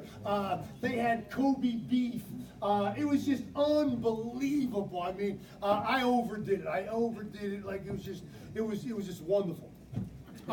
Then last week we had the basketball in town. This week I'm up here. There's always something in between. Went to Sage Valley, which is a golf course out in South Carolina that the gentleman couldn't get into Augusta. They wouldn't let him into Augusta. So he said, "Screw you." His name's Mr. Wyatt. He said, "Screw you. I'm going to build my own Augusta." And he built it 8 miles away. And I've never played Augusta, but yet I should say. But I have friends that have played both, and they said Sage Valley has 3 golf holes that Augusta wishes they had. I mean, it's just unbelievable the life you get to live when you get to that freedom part to go out and do these things. But it takes a commitment. So as we look at this, what are you willing to accept? Art Williams said, "What are you willing to fight for?" You have to decide that.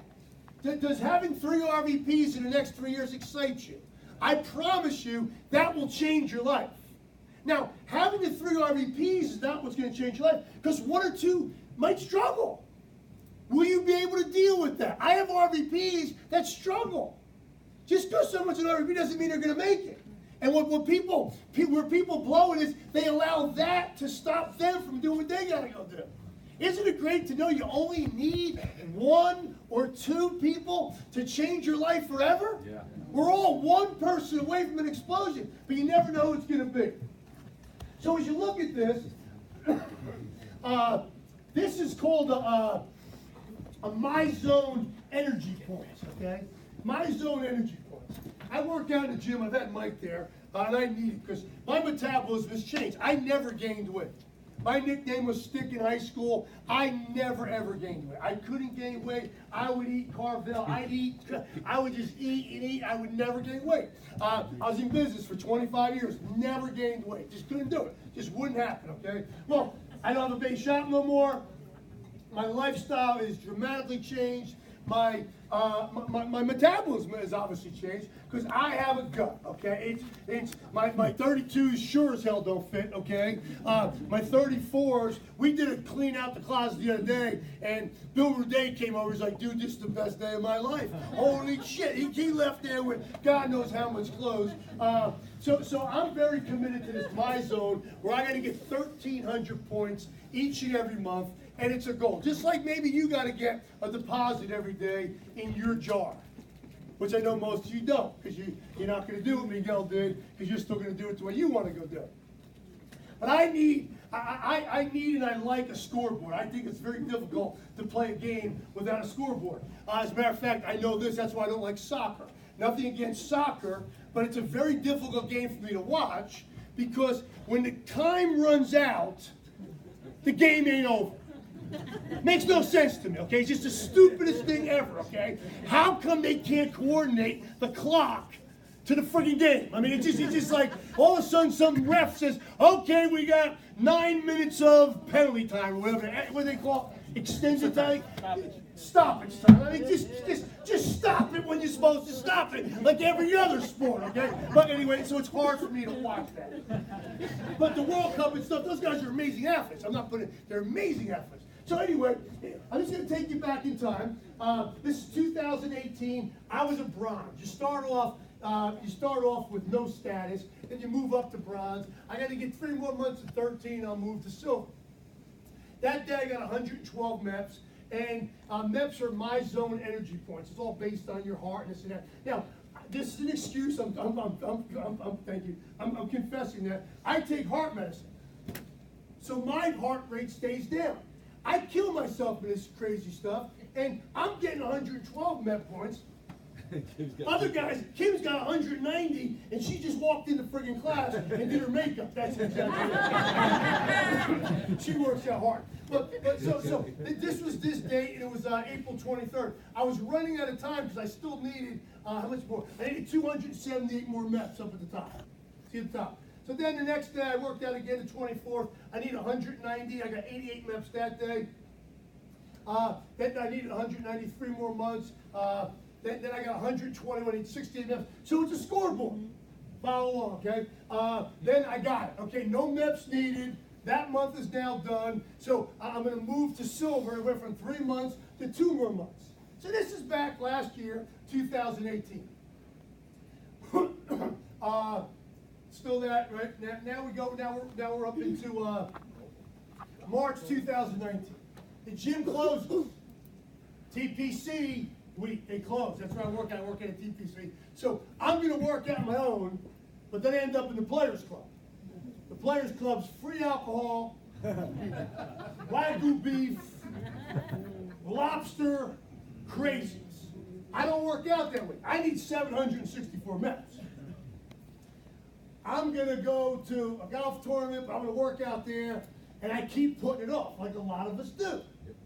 I'll do it tomorrow, so this is Thursday, March 7th, and you see now we go to March 19th.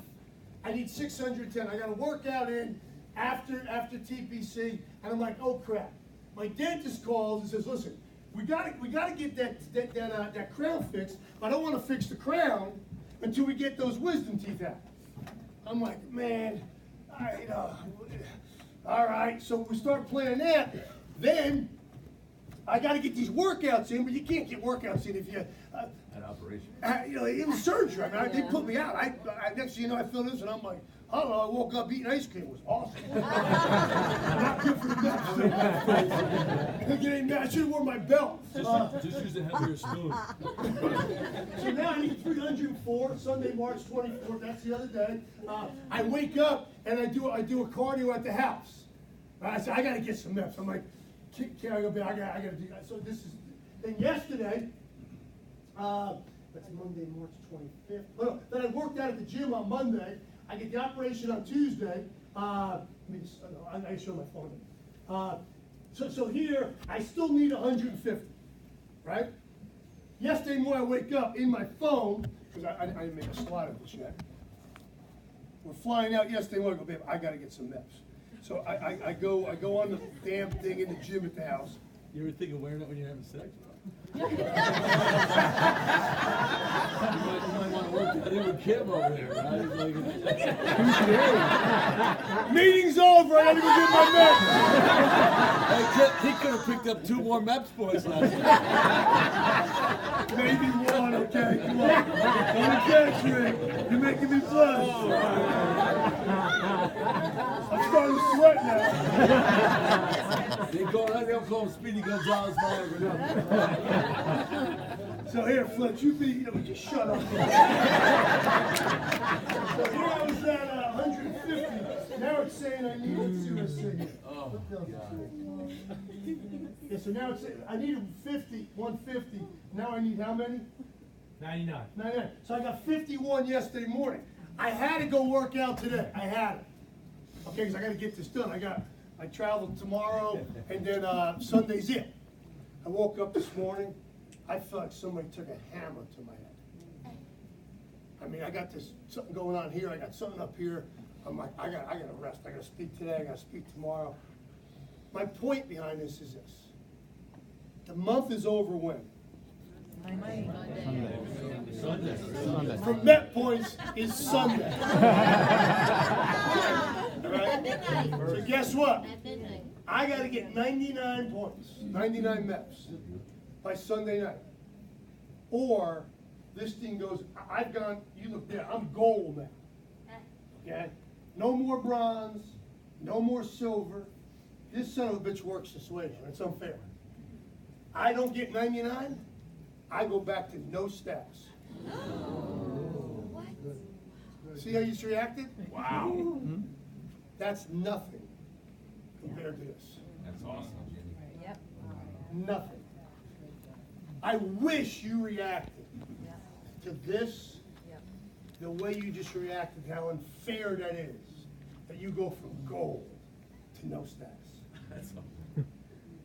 Because the gold to no status means nothing compared to this. That young man, 5 years. How many RVPs did you promote? 6. Don't tell me you can't produce 3 in the next 3 years. If you get committed to that. With the same gasp of air you just showed for that example is what you better start realizing. You better show on whatever your goals. As Mike said, I never worked an obsessed jar. We didn't have that. I'll tell you what we did have. We had weekly goals. And we had weekly accountability sessions, not on a Google Doc, live Saturday morning in a circle with the leaders. And we monitored 4 things. Guests, recruits, kitchen tables, and closes. I don't mean every other Saturday. I don't mean once a month. I mean every Saturday. Some weeks we would do it every night when we were on pushes. The challenge right now with most leaders is they're not obsessed. If I don't do it today, I'll do it tomorrow. I know if I don't do it Sunday night and get those 99, and I guarantee you, if I'm still living on Monday morning, I guarantee you, mark it down, there will be 99 at least Met points done by Sunday night. No doubt about it. Because that's how my brain works. I just can't accept not doing all I could do. This morning I made a decision.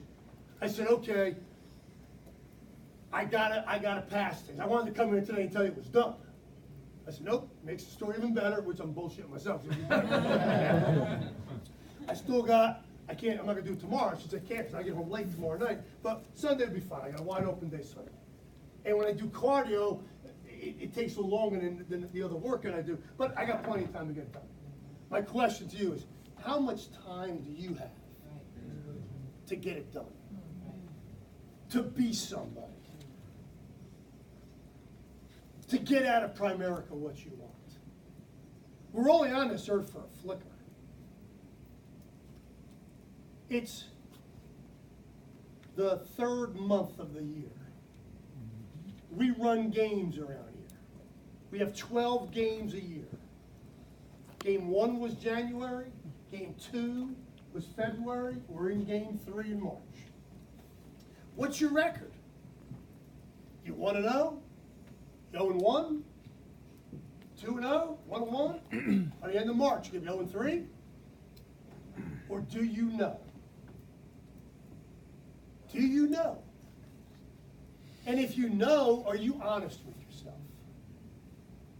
Are you honest with yourself? It's easy to tell yourself, I'm doing all I can do. I'm doing it all. I got it. Are you? And if you are, congratulations. If you're not, congratulations. Just accept it. So many people bullshit themselves. Life's too short to bullshit yourself. You know where you are. You know what your financial situation is. The good news is you're one person away from changing it forever. One. But that person is you.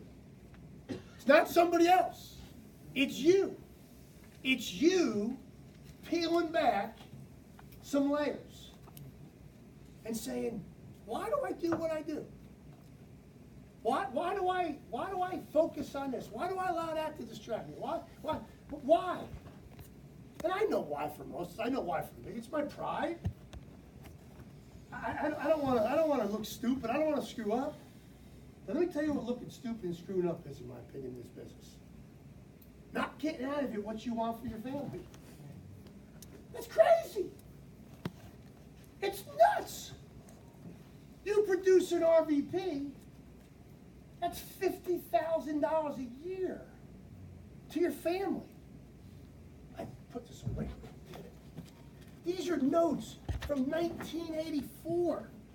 These are notes, 1984. I was reading them on the plane yesterday. Art, attitude, and motivation is everything. This was from 10/8/1984 in Philadelphia, right? Short term, a lot of little dreams so you can reach them. One step at a time. Doing without. from 9 to 5, working hard. Desire is everything. Financial independence. How much you need to live on. How long will you take to do it? Figure a plan, write it down, decide the price you're willing to pay, sacrifice, think about it every day. Look at this. Jim Meyer, me, Ira, Jim Penn, Pete, Amy, Scott, Mike, Carrie. All these names. Then over here, look what I wrote. I didn't know the people's name that were here last night. Come up here, Ted. Come up here, buddy. What do I have written there? Under Amy, under Pete, I got. Last night? Last night, they had guests last night, so I wrote them. I know the names. Last night. Who'd you have last night? Who were you thinking about? It's not about a sale. It's about changing the way someone thinks. It's about building that relationship. It's about spending time with someone when there's no reason for a principal to go to a 7th grader's table and sit there and talk to those little boys, those teenagers. But that changed Tony Dungy's life forever. We don't know the magnitude we have, but we do know this. Every day we have a chance to do something. I challenge you to take your chance and use it to get in the RVP business. It's a different thinking, I get it. But I'm telling you, the Jehovah's Perez of the world, the Alan Abners of the world, the Cuevas, the Rudays, the Peraltas, the team of people that I didn't do with Enser and Safford, because they were past when I did with those guys. Wow. To see that down there, that's a $50,000 a month income from that operation. They did over $1 million of investments this month. Probably $1.3 million at first. You know, it's like they do it all, but they're obsessed about producing RVPs. Who produce RVPs? Who produce RVPs? We have a pretty big arm length to pull people in and get you in to come for this ride. But you got to get in because there's so many other voices out there. There's so many voices on. You don't want to deal with people. Oh, you don't want to have third generation. Man, we got a cocoon. We call it our maniac cocoon. Our RVP factory. That's right. Celeste, you didn't get your ass up. What the hell are you doing? You still in Dominican Republic? What are you doing? You fell asleep on me, Celeste. It's an RVP factory. That's right. There you go, sex. But seriously, it's a fun way to live your life. But when you're making these deposits, and you pick what you want to do, life gives you whatever you want to accept. Why not accept going after it? For how many days we got left to the convention? 81? 82? Look on our Google Doc. How many? Who knows? Anybody know? 82. Thank you. Thank you. I got to tell you straight up as I leave you, I can't wait for these 82 days to be over. Because I committed to Glenn. That's why I'm here. Okay, Mike said, can you come? I said, I'm doing anything that I can do. If people ask me, I'm doing it. Because I'm all in for these 82 days. Now, after that, I'm back to my other schedule. Okay? Because this is a little different than I expected. But it'll be better. The plane will be flying again. I'm here commercially this time. Had to get all new GPS systems in the big plane, and that will be up in 2 weeks, and we'll be rolling there. West, like, I'll go back and West. We don't want to do the test flight on the plane. Let them do it a week or so. We won't. You never want to be the first people to get out on the maiden flight. Let them play around, make sure all those systems are working, and then we'll be fine. But I'll tell you this. If you're at a point in your life that you want to change, it's up to you to change it. Because it's not the first horse out of the gate that wins the race. It's those of us that decide to get in the prospecting business. And I'm really looking forward to being with the press routine tomorrow up in Suffern. We got a great day planned for you all. Then the rest of you I'll see in 2 weeks. and I'll be doing the same stuff I'll be doing tomorrow in 2 weeks on Saturday in, where are we at, Morristown? Where, Morristown? Hanover, okay, Hanover, yeah. So I'm fired up. I mean, in my 35 years, 35 next week, my 35 years of doing this, I've never been this fired up. Because the opportunity is that much better. It is so darn good. And I want to wrap up, if we could. Can we just wrap up with that video? That Art Williams video? Just so you know, we all don't start where we are right now. So here's a...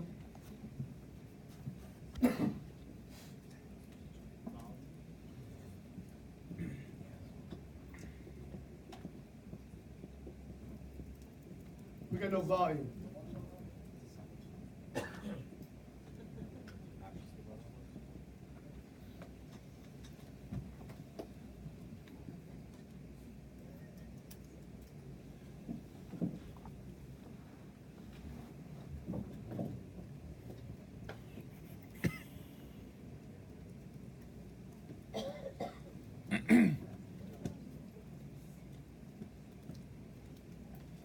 Wave of young Tiger.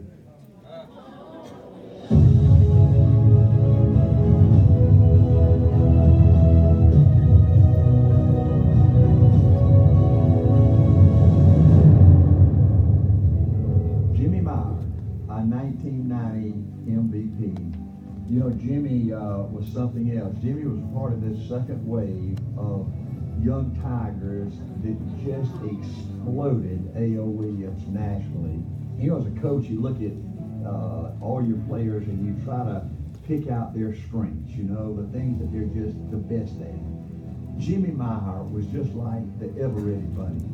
I mean, he was a ball of energy, a ball of fire. He was always up. He was always excited. He was always motivated. And Jimmy Meyer built an incredible business, and that's why we're calling him one of our all-time great MVPs. I'm happy tonight that this is called today to recognize our MVP from New Jersey, the fabulous Jimmy Meyer.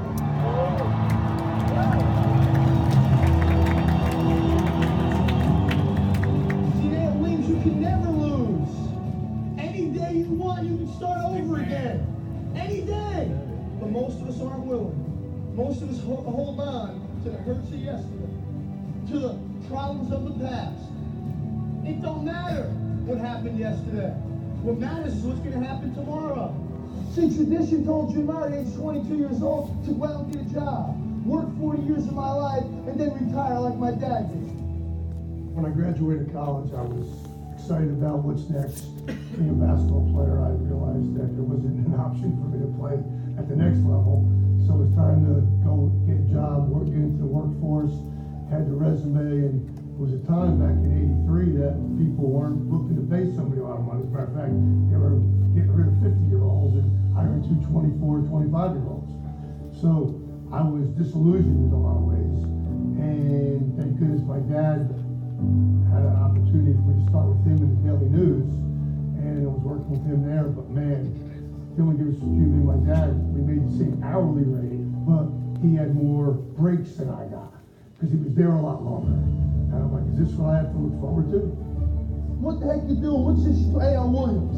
What is this thing? Your mother just called me up, she said, nervous wreck, you're leaving the newspaper? I said, Dad, I'm so happy you're home, man. I'm going to help you with your financial future.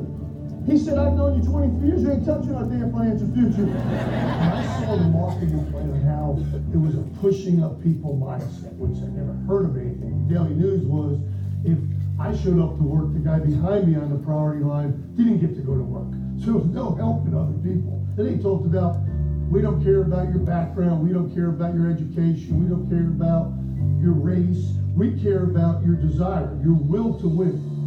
As we sit here now, every single one of us have a chance to get better every day. But we ain't playing for a Super Bowl like they did 6 weeks ago.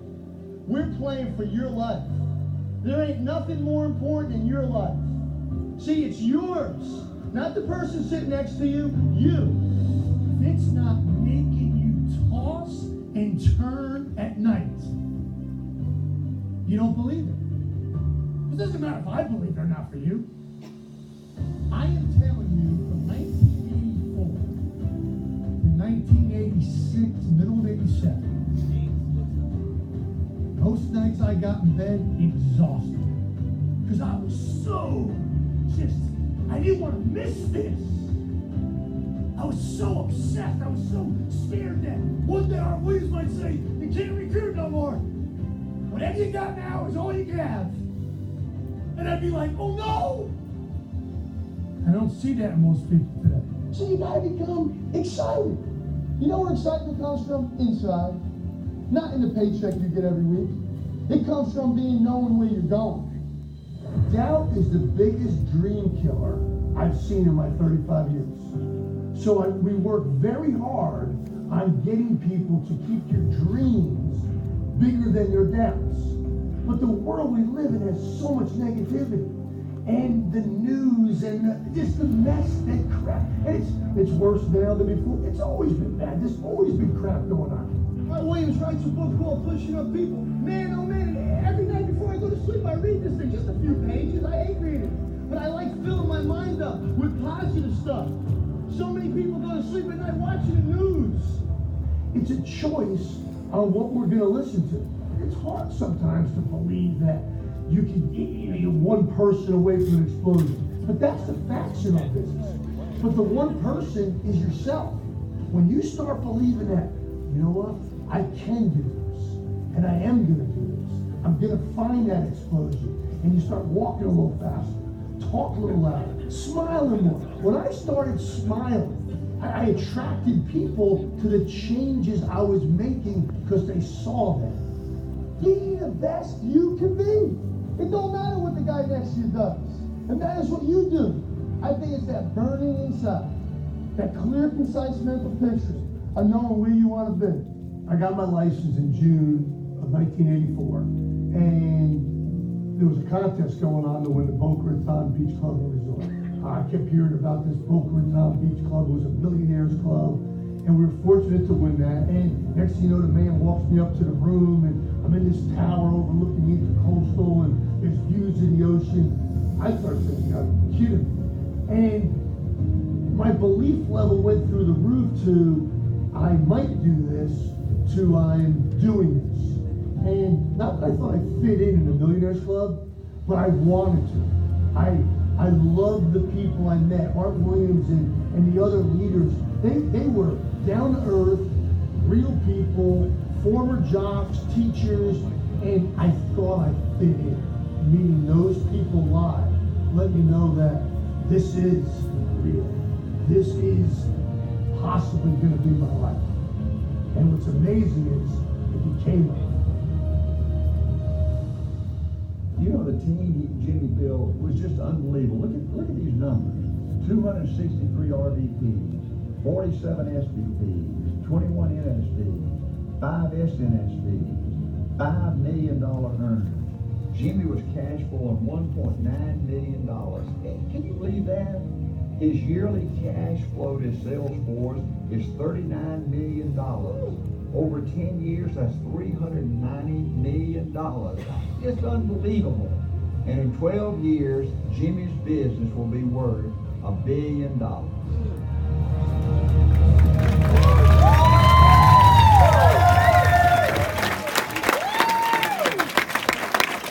Make that something. I want to thank you for your time today and turn it back over to Mike. Thank you. Did you hear me on this? Hey, I am one of his 5 SNSDs, and I'm one of his $5 million income earners. And he probably had another 10,000 people that came through the business that were better than me that quit. And there's 5 of us that listened, and it changed our lives, right? And I get emotional.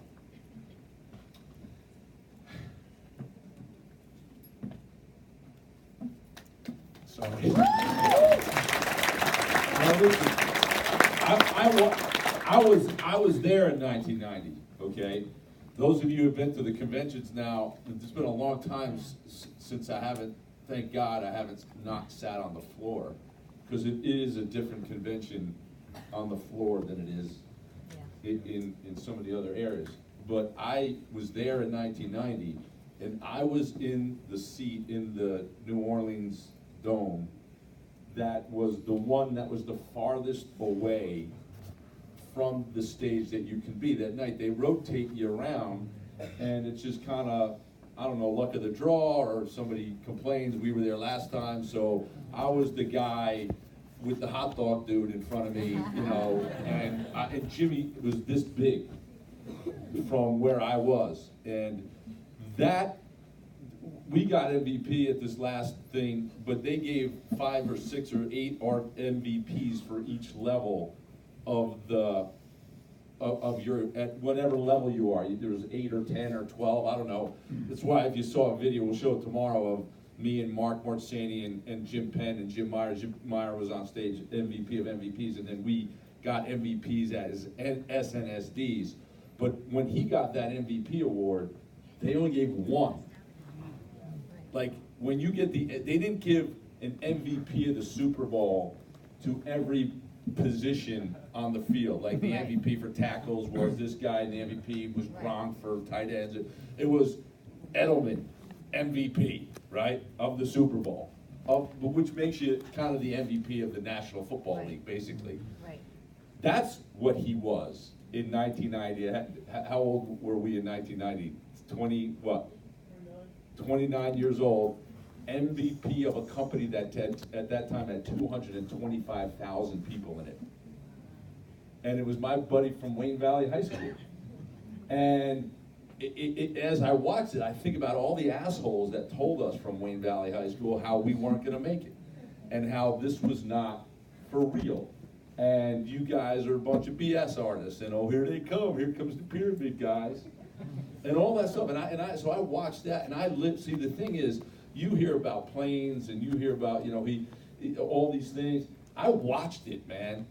Like, I watched the doubt, the concern, the fear, the the anxiety, the pressure of being the dude that is trying to be out in front. And Jimmy used to say, "Hey, man, here's the thing. I'm just around the corner." It's like if you walk down Broadway or something, or Fifth Avenue, and he's the Cub Scout leader, and you're following him, he's up around the corner, and he looks around the corner, and he sees, oh, it's Fifth Avenue, it's beautiful, we're all back there, we're not sure what's around the corner, there are muggers around the corner, and he's like, no, dude, I see it, like, come along. But he didn't see all of it.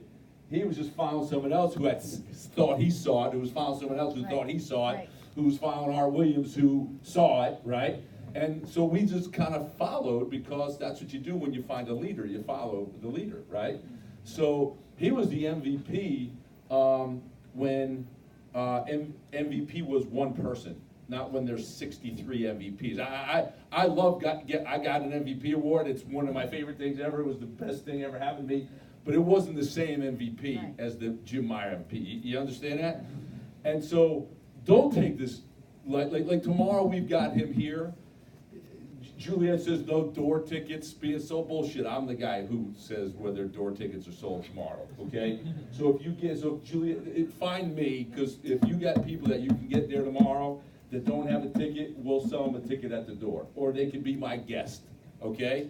But don't do that, because you're bullshit me and take 10 people here buy tickets and then you tell me I got to go pay for their $20 ticket. But I'm just telling you, get people there. Don't miss the opportunity to get people in front of this guy. And I'm going to leave you with the kind of relationship that I have with Jimmy.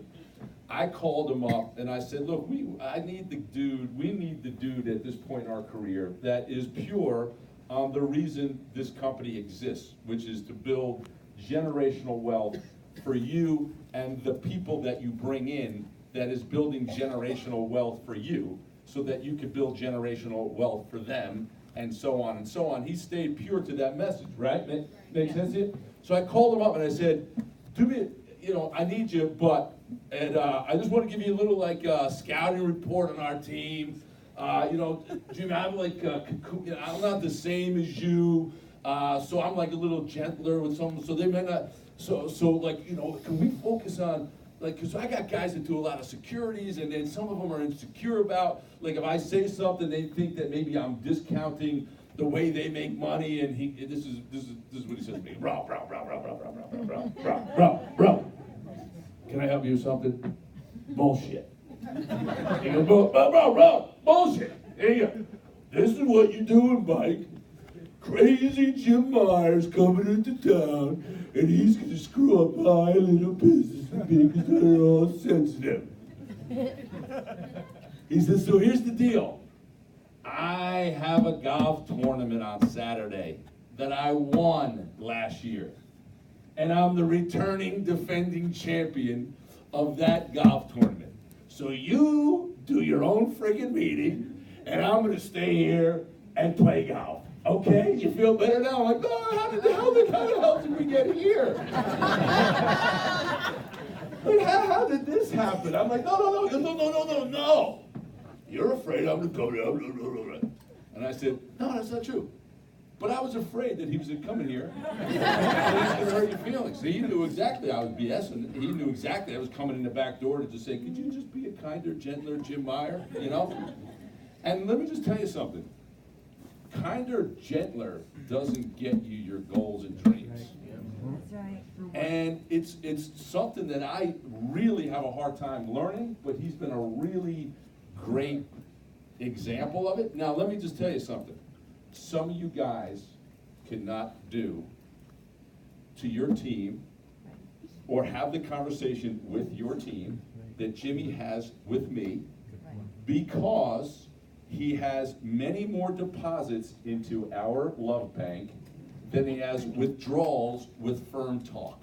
Yeah. Right. However, I know that the Firm Talk is based in a desire to get me out of where I am and into where I need to be based on what he's hearing me tell him that I want, and he knows I ain't getting there if I stay in the mindset I'm in right now. So so two things. One is, do not go and try to do stuff that you can't do because you have not built the relationship yet. Right. However, you need to be mature enough to be able to hear from a caring, loving, concerned, firm mentor what it is that you need to do in order to get you where you want to be. And when you are ready and you are honest and you are disciplined and committed, then that person will show up.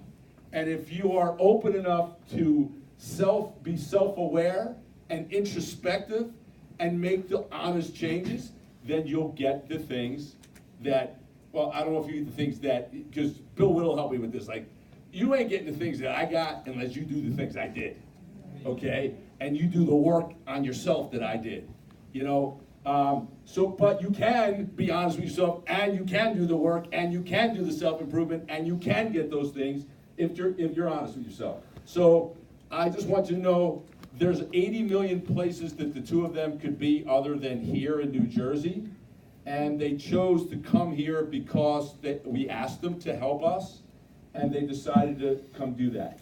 If I was you, I would get on the phone and get as many more people who gave you excuses as why they can't come tomorrow to come. Our agenda is pretty simple. It's mostly Jimmy with some recognition and a couple little things in between, but we're not gonna bake your brains because I want you to be open enough to be able to receive the message from Jimmy, okay? It's a simple agenda. It's a moment with a millionaire, okay? It's Jim Meyer. And the last thing I'll tell you is his metabolism changed. My metabolism changed at 26 years old, okay? Most normal freaking people's metabolism changes at 26 years old. This guy took in 9,000 calories a day until he was 56. And then all of a sudden he's like, something happened to my metabolism. People ask me, how did you lose weight? I said, I stopped hanging out with him until his metabolism changed. And now I can hang out with him because we have similar metabolisms. We went to Ireland. I'll leave you with this. Went to Ireland, and Kirsten loves dessert, and he loves friggin' ice cream, and he's telling the story. They got Ireland's awesome. They got softy machines and gas stations. Is this true? We're going to Ireland. All he's talking about is soft ice cream machines in gas stations. It's like the world of, Neverland. They have ice cream comes out of the gas pump, right? And he gets up. He's like, oh, I swear to God, Kirsten. And then 2 days. So he goes, hey, bro, you want to go get breakfast tomorrow? We're gonna play. I'm gonna get breakfast. I get up. He's eating. We're in the kitchen in the condo together. He's eating cinnamon raisin toast. I go. I thought we were going to breakfast. We are. Well, what's that? It's cinnamon raisin toast. That's not breakfast. It's cinnamon raisin toast. All right, give me a piece. I have a piece of cinnamon raisin toast. Then we go down the street and have breakfast. I was like, bro, we think we have lunch before we play golf. Don't we play golf? After we play golf. Smoothie machine, ice cream machine. We see the gas station. Kids just like, oh, sprinkles. They get dips and shit like that. Day 3 in Ireland, I'm up 15 pounds. I look like a bullfrog. I look in the mirror, I got this shit hanging out here like I'm a boy. This is God's honest true story. I'm lying in bed. I'm lying there, I'm like my belly's hanging. I'm doing one of those things to get out of bed where you go, 1, 2, to roll. And I look over at Kirsten and I go, listen to me. You can play along with this guy, all right? I'm out. I am not eating 15 meals today, all right? I am out. I am done. I'm sticking to my Guinness. I'm sticking to the Guinness. So the fact, by the way, why don't you wear that MEPS thing when you do meetings like this? Because are you allowed to do that? Or is that, you consider that cheating? Because I would imagine that burn, because I got that thing too. That burn, you burn a lot of crap just being on the friggin' phone. So I have no doubt that he's gonna do his 99 MEPS numbers. And I have no doubt that everything about his success comes from that mentality of, I am not gonna let Monday come without, and roll myself back to senior rep. You know what I mean? I ain't starting this thing over again. And I think that, by the way, that was the most powerful, suck the air out of the room example of what you need to do to win. Thank you so much for being here. I love you guys very much. And we'll see the rest of you guys tomorrow. 9:30 sharp, 9 o'clock.